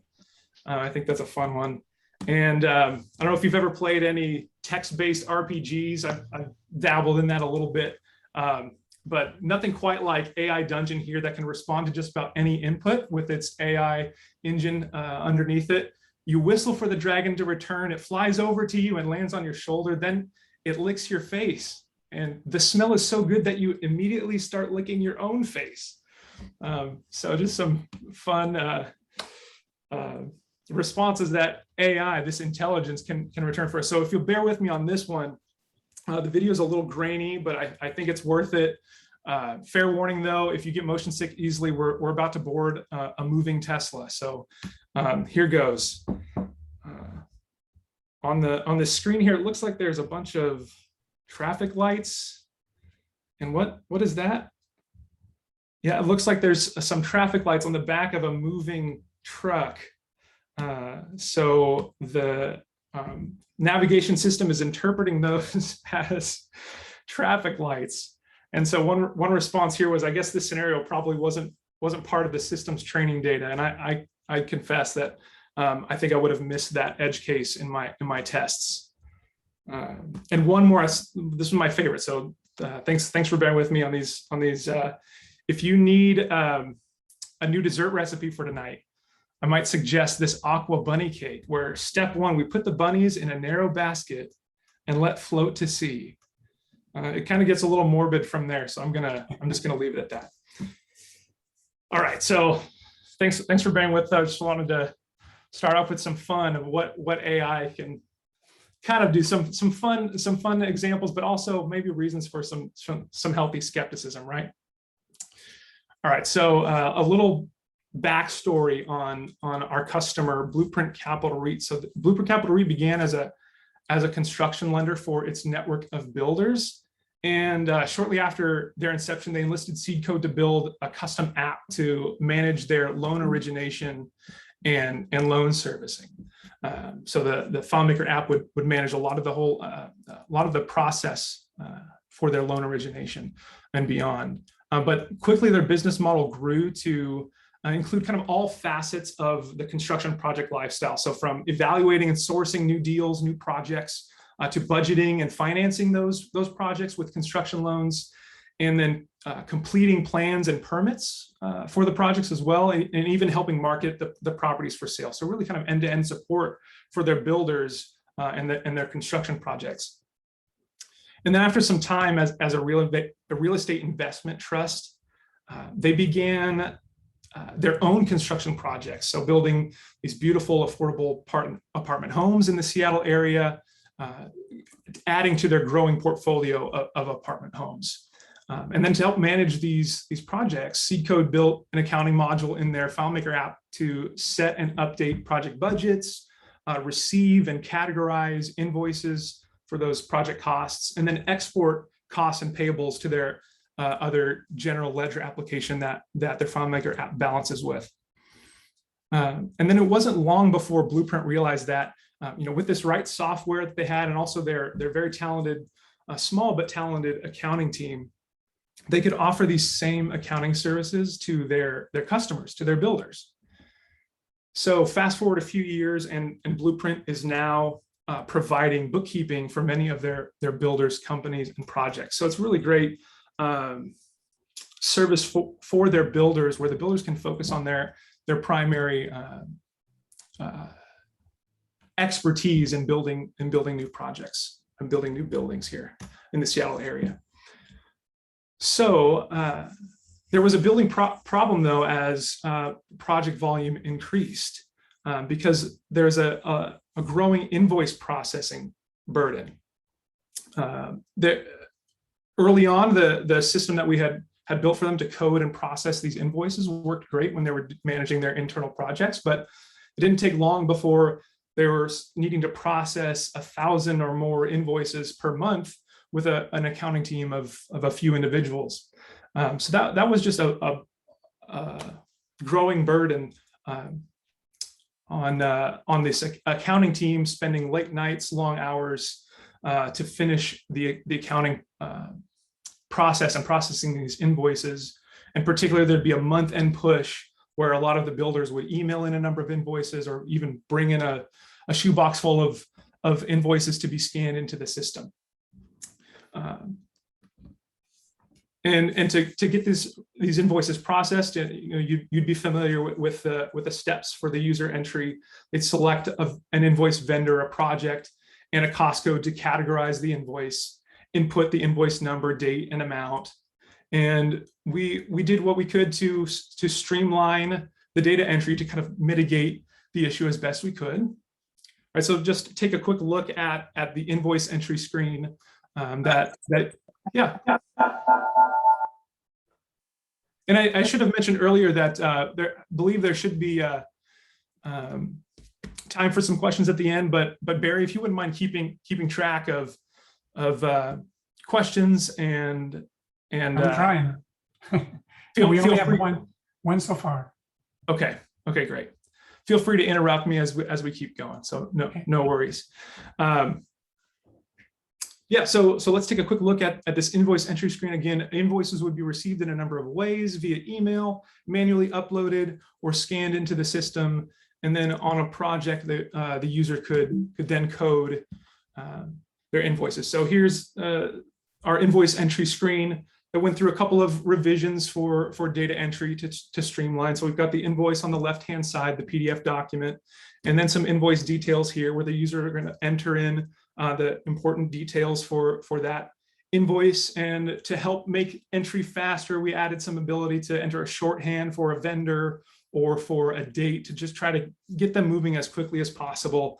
And then after entering some of those details in the invoice, the user would select a project and a code on that invoice and have some options here to quickly move on to the next thing that they need to work on, either save and next to go to the next invoice because they're likely working through a batch of invoices that was emailed in or scanned in, or they can save and exit, or if they're manually uploading individual invoices, they can save and new right from here. So hopefully keep them moving as quickly as possible. But really, what are they doing here? They're essentially just transcribing all of the data on the left-hand side, the data on the invoice document over into the specific fields. So therein came the request for some artificial intelligence. Can we automate more of this process? These steps of entering data are not leveraging the talent of the accounting team, where they could be more effective in their time with more high leverage tasks to take care of their builders and manage the projects and the books and whatnot.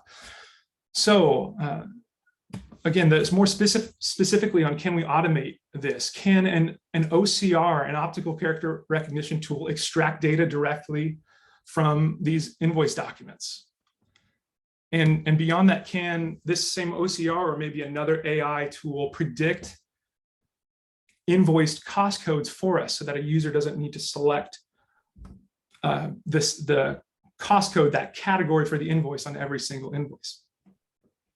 So I've got to confess here, and maybe this is just kind of my FileMaker focus brain where I'm focusing on, my first solutions are kind of in my main wheelhouse, my toolbox, my toolkit of FileMaker skills, where when this request for some OCR functionality first came up, my first thought was these OCR FileMaker plugins that I remembered reading about and seeing years ago.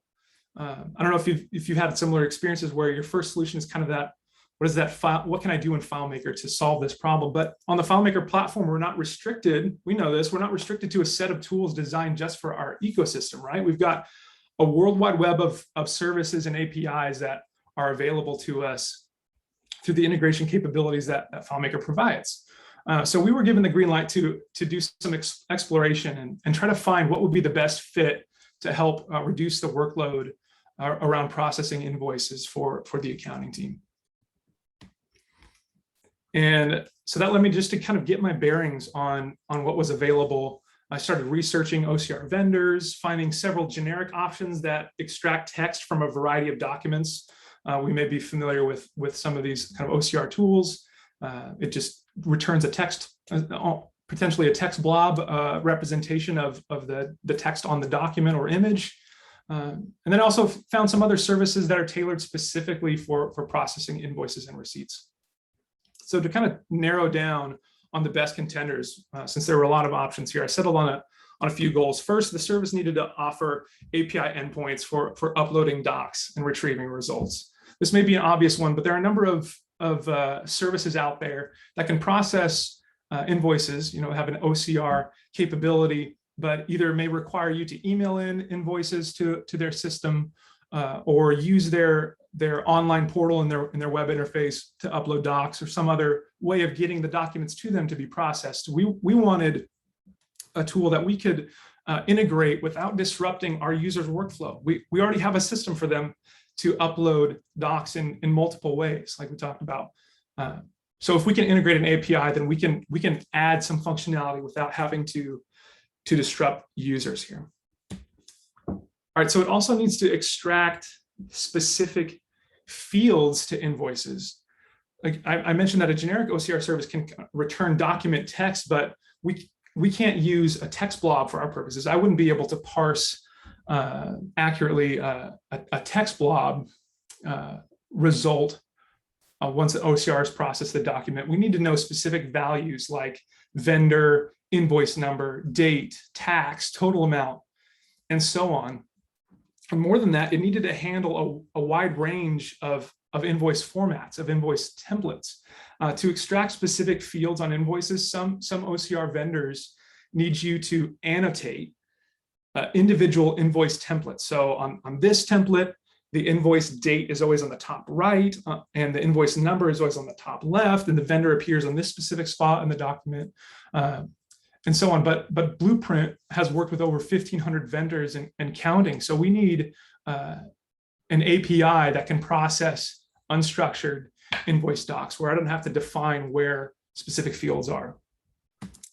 And ideally, this service would also offer the ability to predict cost codes based on Blueprint's set of cost codes, again, to categorize these invoices. But even if we found one that offered this, we knew from the get-go that we'd want to compare cost code predictions with other AI services. So that's why I say ideally here, we didn't want to have to limit our search for the best OCR based on its ability to also predict cost codes.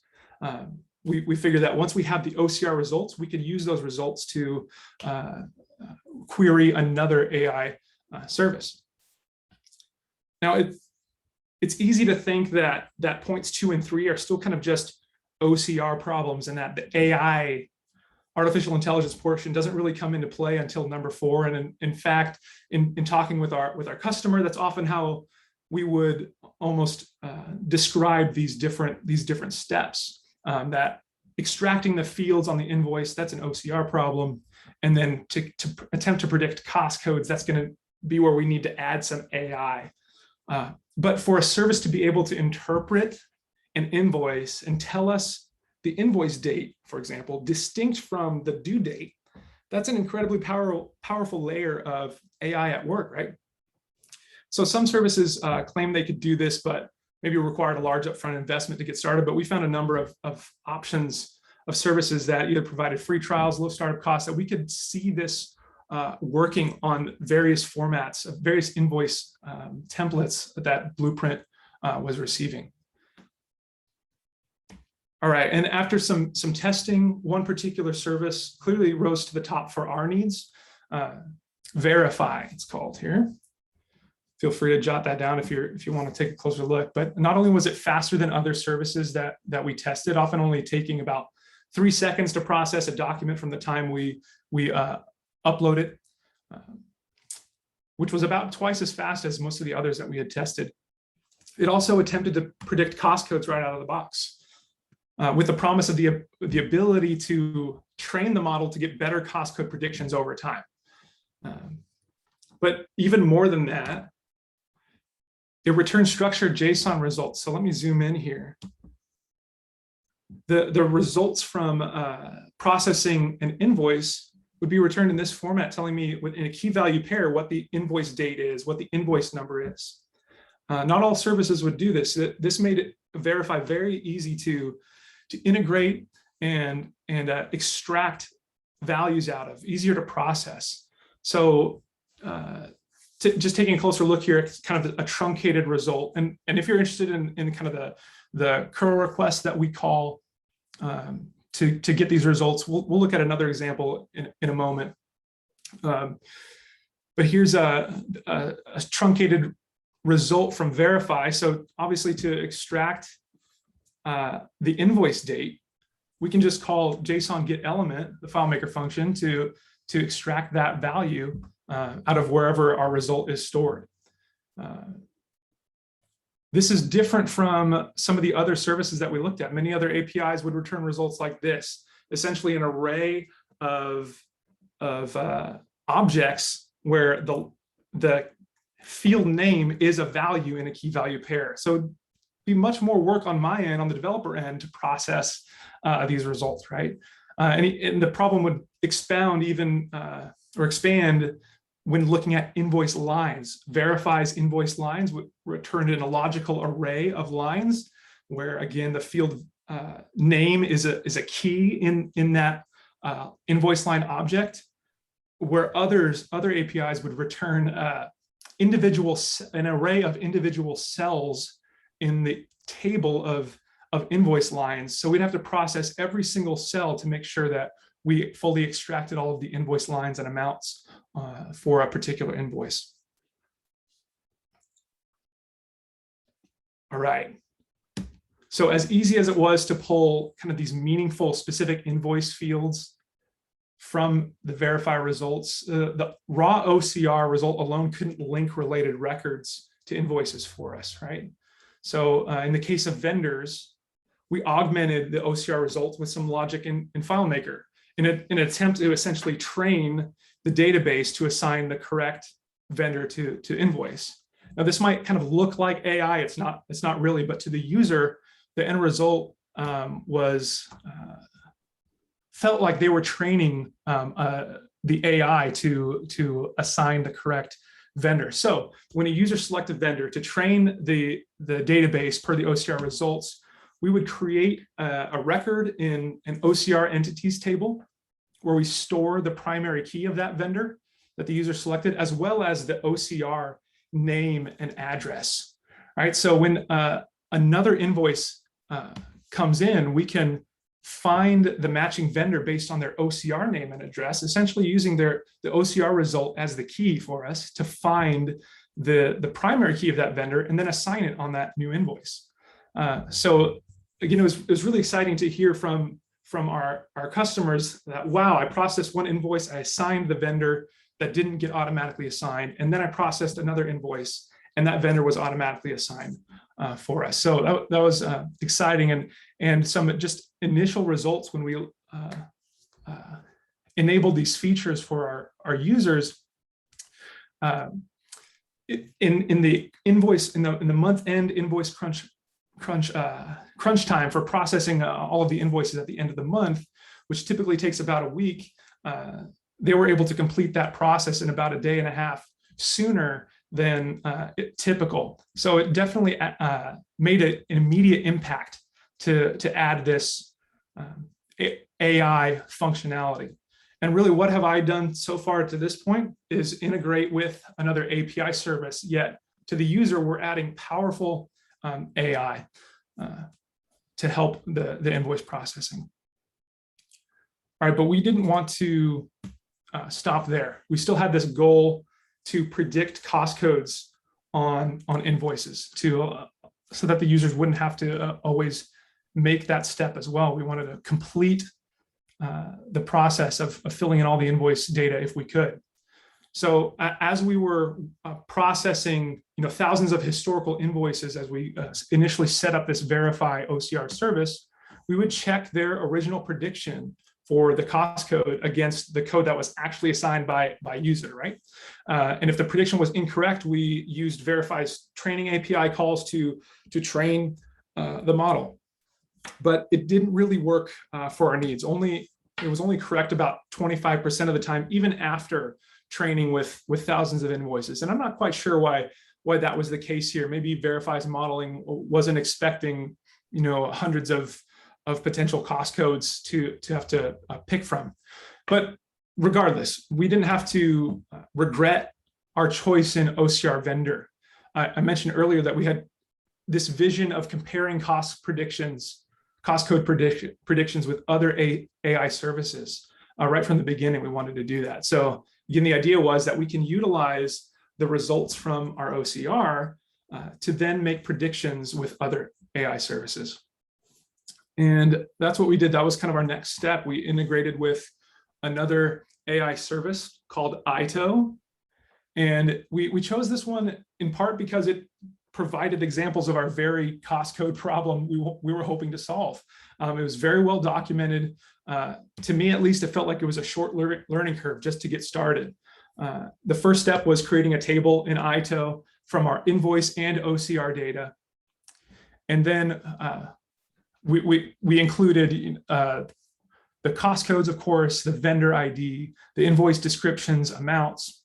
And then from there, we can make API calls to get predictions and also to train the model. Now, I have trained the model in quotes here because with ITO, it really is a data table. We're not generating a model and maintaining a particular model that, like some other AI services, require you to do. Their predictions are made based on the data that it is in your table when you make that request. So to, in a sense, train the model, it's really just uploading new data to your data table. And so what was great is not only did ITO return a higher percentage of correct cost code results, it also allowed us to make project assignment predictions on each invoice. So when we were looking at the invoice entry process, not only do we assign a cost code, we also assign a project to that invoice. And I had originally thought we could use a similar strategy like we did with vendors to assign the project based on the project or job site name that is listed on the invoice. But after attempting to do that, it was clear that different vendors would record different name variations for the same project. So it's very difficult to consistently assign the correct project on new invoices.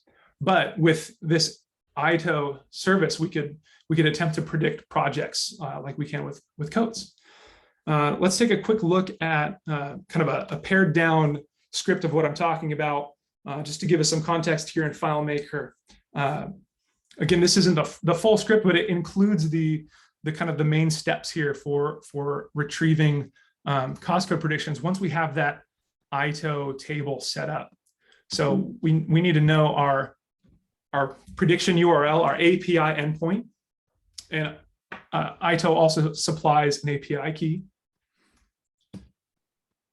And then we build a JSON request. So as part of that, we're going to create this JSON object that includes our criteria for the result that we're hoping to find. And we'll take a little bit closer look at the JSON request that we're building here. And then we also define what field we're hoping to predict. And then we use insert from URL in the FileMaker script to retrieve the response. So let's take a little look at what this looks like here. So just focusing in on that JSON payload that we're creating for our insert from URL curl request. We're attempting to predict the cost code from a table named invoice data, where we have some criteria, an amount, description, and a vendor ID. And so from this, ITO returns some hits, some potential cost code assignments for that particular invoice. And we can see here in the hits in the results that we return, there's a p value. That's our probability that what ITO thinks is the probability that this cost code assignment is correct. There may be multiple results that we can return. So clearly ITO is highly confident. If one is 100%, ITO is confident that framing materials is the correct code here. Now, I would mention that this request payload is a little bit simplified to what we ended up working with. There's some other criteria that we can add with ITO. For example, in the from portion of this payload, we added an additional part to that where we limit the results to a specific cost code list, since Blueprint works with multiple cost codes. And there's some other things that we can do, like more heavily weight the vendor ID when we're wanting ITO to predict our cost codes. So again, there's with ITO, even though there's a a low barrier of entry to get started and get playing around. There's also some depth to their tools and what you can do to attempt to get better predictions for your particular data set. So it probably goes without saying, you know, thinking back to some of those examples that we looked at earlier, those silly examples, that the predictions aren't perfect. So we've got to manage the results somehow. We got to manage that confidence level that ITO is returning to us. So far, the predictions are only highly confident, maybe about 50% of the time. But that's still meaningful to our users if we can assign projects and cost codes with a high degree of confidence, you know, potentially up to 50% of the time. So what do we do with results? We accept high confidence predictions and assign those projects and codes to the invoice. Low confidence predictions, we ignore those. So we don't accept those and assign them to the invoice. So the user needs to, as they have been, select the project and cost code on an invoice. And then to minimize inaccuracies, but also still wanting to take advantage of some correct predictions from kind of a mid-tier confidence level, we'll accept those mid-tier confidence predictions, but add a warning. So just want to take a quick look at what that warning can look like for us. So here we have essentially a dashboard or a list view of the invoices that the users need to process, still kind of in their pipeline that they need to process, organized by the customer. And I'm just going to focus in on the processing status. We show the user a warning if they need to check the project assignment. We also can use this for other warnings as well, like we're missing a vendor, or they should check the code assignment that was assigned. And then from here, when they click into a specific invoice to edit it, up in the top right, we're showing a warning to check the project assignment. We're doing this up in the top right here because we can also display other warnings as well, like missing sales tax. It was kind of amazing to me, but even if the vendor doesn't request sales tax to be paid on an invoice, it's still up to the builder to make sure that they're paying the sales tax properly. So we added an additional check if there's no sales tax to make sure that the user reviews that and make sure that there shouldn't be sales tax if that's correct, or add it if needed. So the user from this warning can either clear the warning because the OCR was correct, or they can then know to change the project if the project assignment was not correct.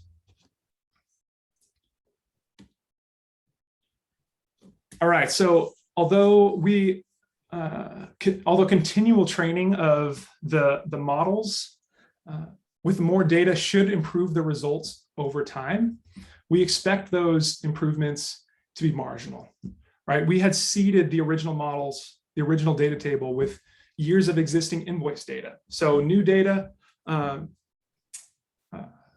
probably won't necessarily get us a great improvement on our results, being able to predict with a higher degree of confidence more of the time. But there's still a lot of opportunities to attempt to improve the predictions. It kind of seems endless, right? There's lots to explore. One thing that I didn't really touch on was how we set the confidence tiers for that high confidence, that mid-tier confidence, and low confidence level.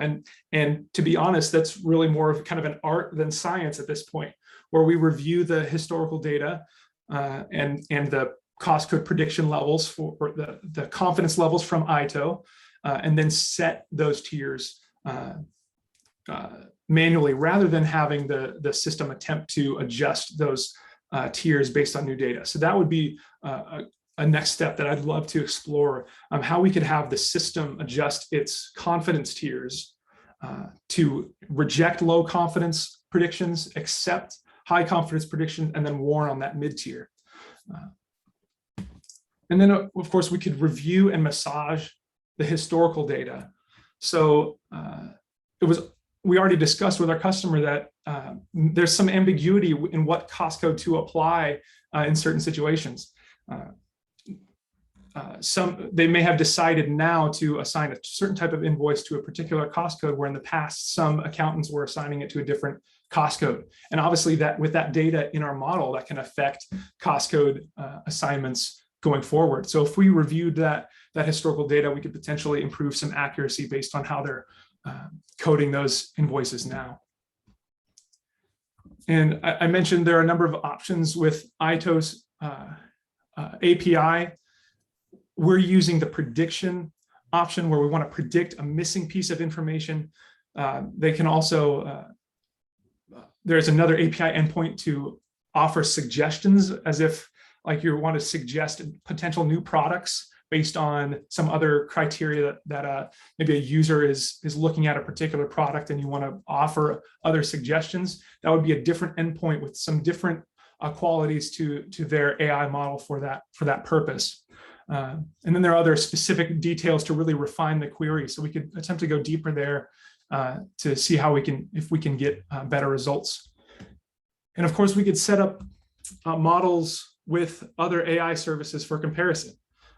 For me, for my level, ITO didn't require me to be an expert, an AI expert, or a data scientist, but there are other options out there for further exploring.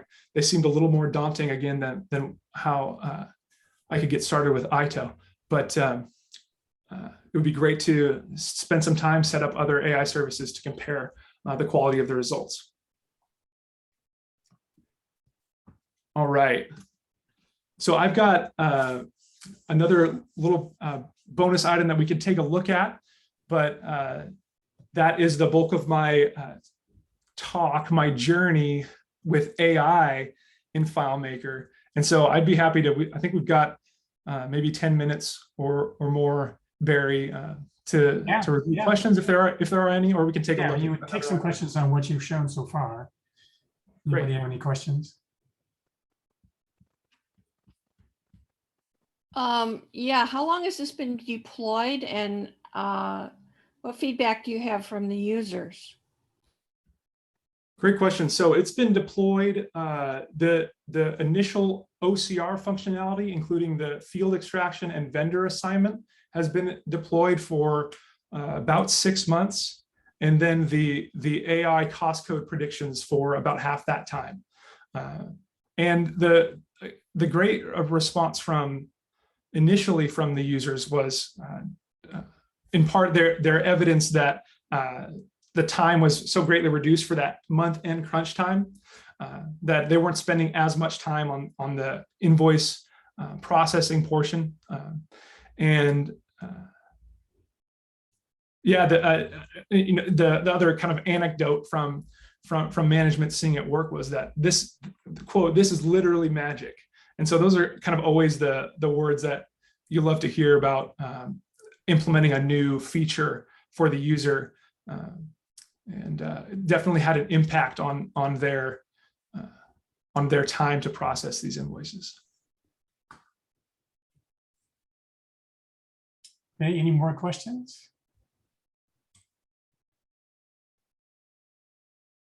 Okay, Dan, if you want to show us something else. Yeah, I just got a quick look at a related item. Glenn has another question. This the relative cost of these services once they're in production.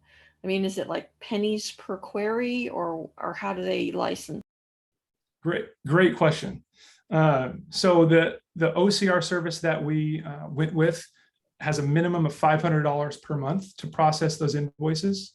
And that gets Blueprint up to, I believe it's about 3,000. There's a cost per invoice or receipt that are a little bit different. I think it's about 12 cents per receipt or per invoice, and then 8 cents per receipt. But there's a minimum of $500 per month. And that for the OCR, the invoice specific OCR, seemed about the best floor for a monthly price. And then ITO, if you take a look at ITO for other just AI predictions, they have a generous development free tier, although it's limited in the amount of time that you can use it per day. But I was able to get far without spending a penny on exploring ITO. And then they have other tiers from there that are very reasonable, about $50 a month to kind of really get going and deploy. Hey, thanks. Yeah, absolutely. Hey, Dan, what else you got? All right, let's just take a quick look here. I'm going to fold this up. All right, so related to kind of these invoice processing issues and the burden that some of the accountants were dealing with, we had a problem where we wanted to split PDFs into multiple separate PDFs. Builders were emailing a single PDF containing multiple invoices. The Blueprint, our customer, didn't want to have to ask their customers to, hey, send us separate documents. They really wanted to be able to allow their builders to send the invoices in whatever way that worked best for them. So the previous solution for this problem was to have the users print the PDF. But there are, of course, other ways that you can split a PDF just on the computer, but it's a bit cumbersome. So what the users ended up doing, which fit with their other workflows of scanning in documents, they would print the PDF and then rescan in the separated invoices. Blueprint has some high-speed scanners where if they add in some blank sheets to separate the documents, then the scanner will create those as separate documents. And once they do that, Blueprint software their FileMaker app will import those separated documents. So that's what they were doing. But if a builder is going to send in a single PDF with 30, 40 or more pages containing multiple invoices, that's a really cumbersome task. And you're printing a lot of paper just to extract documents that are already in a digital form. So we wanted a way to let them separate these documents right within FileMaker. And so here's what we came up with. Pretty simple steps here. The user can choose at the buttons at the bottom if the page that they're currently looking at, the page on the left, is the first page of a new invoice, or if it's still the same invoice that they were looking at previously. In that case, they would go to the next page without separating an invoice. And as they're making these choices based on the invoice that they're looking at, there's a page counter to let them know where they're at in the process. And then also we'll build a simple list of the invoices as they're moving along. We didn't attempt to implement the OCR process already as they're building these invoices because they may need to go back and make changes. It'd be nice if we showed the invoice number, but really what we want to indicate here are the number of invoices that they're extracting, and then give them a page number indication of where they're at. So then at the end of the process, they've got a button obviously to create those 12 invoices that they had selected and worked through. And as soon as they click that button, our process will stitch back together those separated pages and then run the OCR process on those new invoices. So then by the time that the user gets to their review process on the invoices, they're already seeing invoice date, invoice number, and other data, potentially projects and cost codes on their invoices. So those are a great, a small but important enhancement for them to get out of the print business in a sense, rather than printing all these documents and then rescanning them. They can process them straight from where they're already working through the emailed invoices. So just kind of one other interesting perspective on this is I mentioned before kind of my thinking in terms of my standard FileMaker toolkit, my standard wheelhouse for development and skills. My first attempt to show individual pages, that's kind of the big challenge here. How do we show the individual pages of this bulk document? My first attempt was, once we split the invoice into separate, or the document into separate pages, we would navigate by loading each page into a container. And so I kind of tried different variations of that, just using one global container. We import that document, or import the reference to it, or upload them into separate containers, or separate records. But all of those options felt slow. You would click that next button and then wait a few seconds for that next page to load.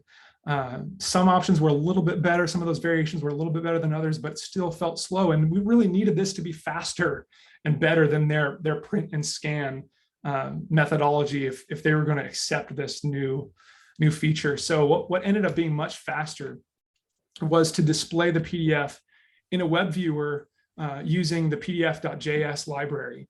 And that library allows you to display a single page of a PDF. You load the PDF once, and then you can just choose which page to display in the web browser or in the web viewer in our case.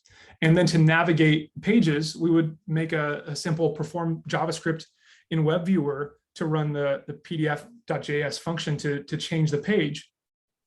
And that ended up being much faster, much more responsive when the user clicked that next button to then display the new page. So in the end, the user can split these multi-invoice PDFs in maybe about a minute or less, depending on how many pages there are, without leaving FileMaker at all, without printing a document. And then once they go to review the rest of their invoices, they find these invoices processed in some cases with no data entry required, just an approval process. Yeah. And I'm again happy to take more questions, but and per Barry with the time we have remaining, but I did just want to say again, thank you so much for letting me join you today and share on this topic. And I hope, depending on where you're at with AI, if you're like me and it's new to you, I hope it's encouraging that, hey, these AI is here and it's not too foreign to us. It's not unreachable for us to be able to add some of this intelligence value for our solutions for our customers. So Dan, I know very little about any of this stuff, but it seems to me there's some AI processing tools out there that can process images that might be able to recognize a first page of an invoice versus subsequent pages, because typically you have logos and color and other kinds of things like that. Have you looked into any of that stuff? That's a great point. We haven't looked into that yet deeply. Our OCR service did not include that as part of their package. There was one other service that we had reviewed that did, but they didn't offer an API endpoint to get those documents uploaded. So they kind of failed at one of our first tests and OCR options to take a closer look at. But for a generic sense, yes, we absolutely could look for a separate, kind of a third service in our process to see if it would automatically separate documents for us. What we've found, what worked for us is just allowing the user to make that decision at the time. But again, there's another opportunity to add some more intelligence to our solution. Right. So Kevin, you want to ask your question? Sure, Dan, thanks for the presentation. I was just curious, since you launched this application, how often have errors been discovered where the AI populated data with a high degree of confidence, but it turned out to be incorrect? Or is there some kind of immediate check when the users are implementing the service that they verify it's correct before it's actually recorded? That's a great question. So at this point, we don't, even though we accept the project assignment or code assignment when it's a high degree of confidence, there's no automatic approval process. So where we left it is a user is going to review every invoice. And so that's a kind of an additional check to make sure that the correct assignments are there. We've discussed in the future potentially automatically approving or having some kind of faster batch approval process where a user can more quickly review a set of invoices and approve in a batch. But we haven't gotten to that point yet. In our testing and kind of evaluating those confidence tiers, there were some errors in that high confidence tier level, but it's very minimal, about 1% to 2% error. And really, when you're working with an AI service, I'm not sure if you're ever going to be able to fully eliminate errors at a high, even at an extremely high tier. Yeah. At some point, there's just that kind of acceptable level of error, and hopefully by requiring the users to review all invoices, even those high confidence ones, will catch those errors before they're accepted. ITO kind of provides some interesting tools when you're evaluating the different queries that you want to make, the different predictions that you want to make. You can run tests, and it will suggest kind of a confidence tier that you could use based on your error level acceptance. And it's not fully fleshed out, but you can say that, okay, how much time am I going to save with a correct prediction, correct assignment? Maybe it saves 1 minute. Well, what is the cost in time if we make an incorrect prediction? Well, maybe that's 3 minutes to correct that error once it's found. And so it will attempt to kind of set a confidence tier level for you as far as what would the right confidence level be to accept answers, in a sense, accept predictions. But in our review, we didn't use those kind of test prediction evaluations. We evaluated the historical data on our own to decide what those tiers are to start out. It's worthwhile pointing out that there are errors in manual data entry also. Absolutely. Absolutely. Jonathan, you want to ask your question? Sure. Yeah, just could you briefly go over your the process of how you did the actual splitting into the different PDFs? Like once you got the page numbering, okay, they wanted 2 to 3 to be the second invoice. What process did you use to do that? Great question. So let me just go back here. Minimize. So we're using a Java library under the hood to be able to. We were already using one to merge PDFs. And so if you're familiar with Script Master and its ability to call Java kind of as needed from FileMaker, we're using a PDF box by Apache in order to stitch PDF documents together. And so we're similarly able to use another function in this Java library to split documents as well. So the first step of the process is to split all the pages. We count how many pages there are. And then after the user makes their selections for any multi-page PDFs, we stitch those back together again using that Java library to make that happen. And I know there's some examples out there on using a similar Java library in order to stitch and separate docs, or at least stitch docs together. Thanks, Dan. Yep. Hey, Ben, you had a question? Yeah, sure. Just actually following up from the question before, where you were saying there's sorry, you hearing me? Yes, we can hear you. Great. Yeah, just Dan, it's a great presentation. Thank you. You were saying there's like 1% error in the confident predictions.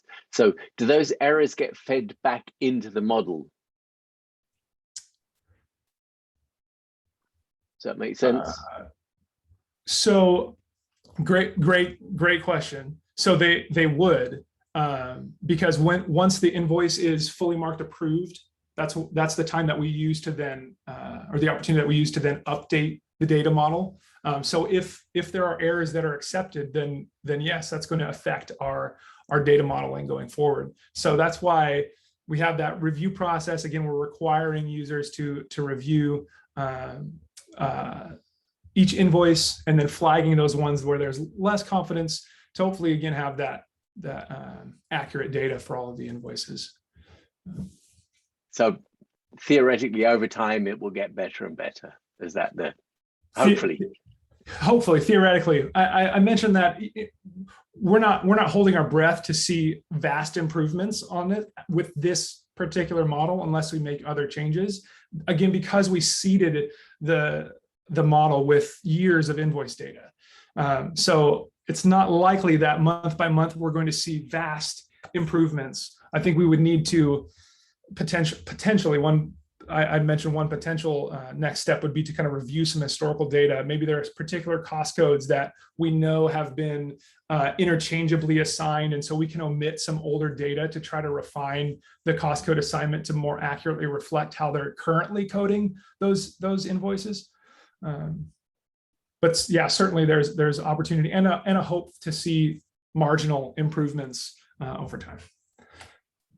Okay, Tim. Tim, are you there? You had a question? Nope. Doug? Apparently they put their hands up and then left. So, all right. Well, hey, thanks so much, Dan. This was a great presentation. Very Absolutely. Thanks again interesting for the opportunity. Yeah, sure. I'll follow up with you after the meeting. So at this point, the meeting is concluded and I'm going to stop recording.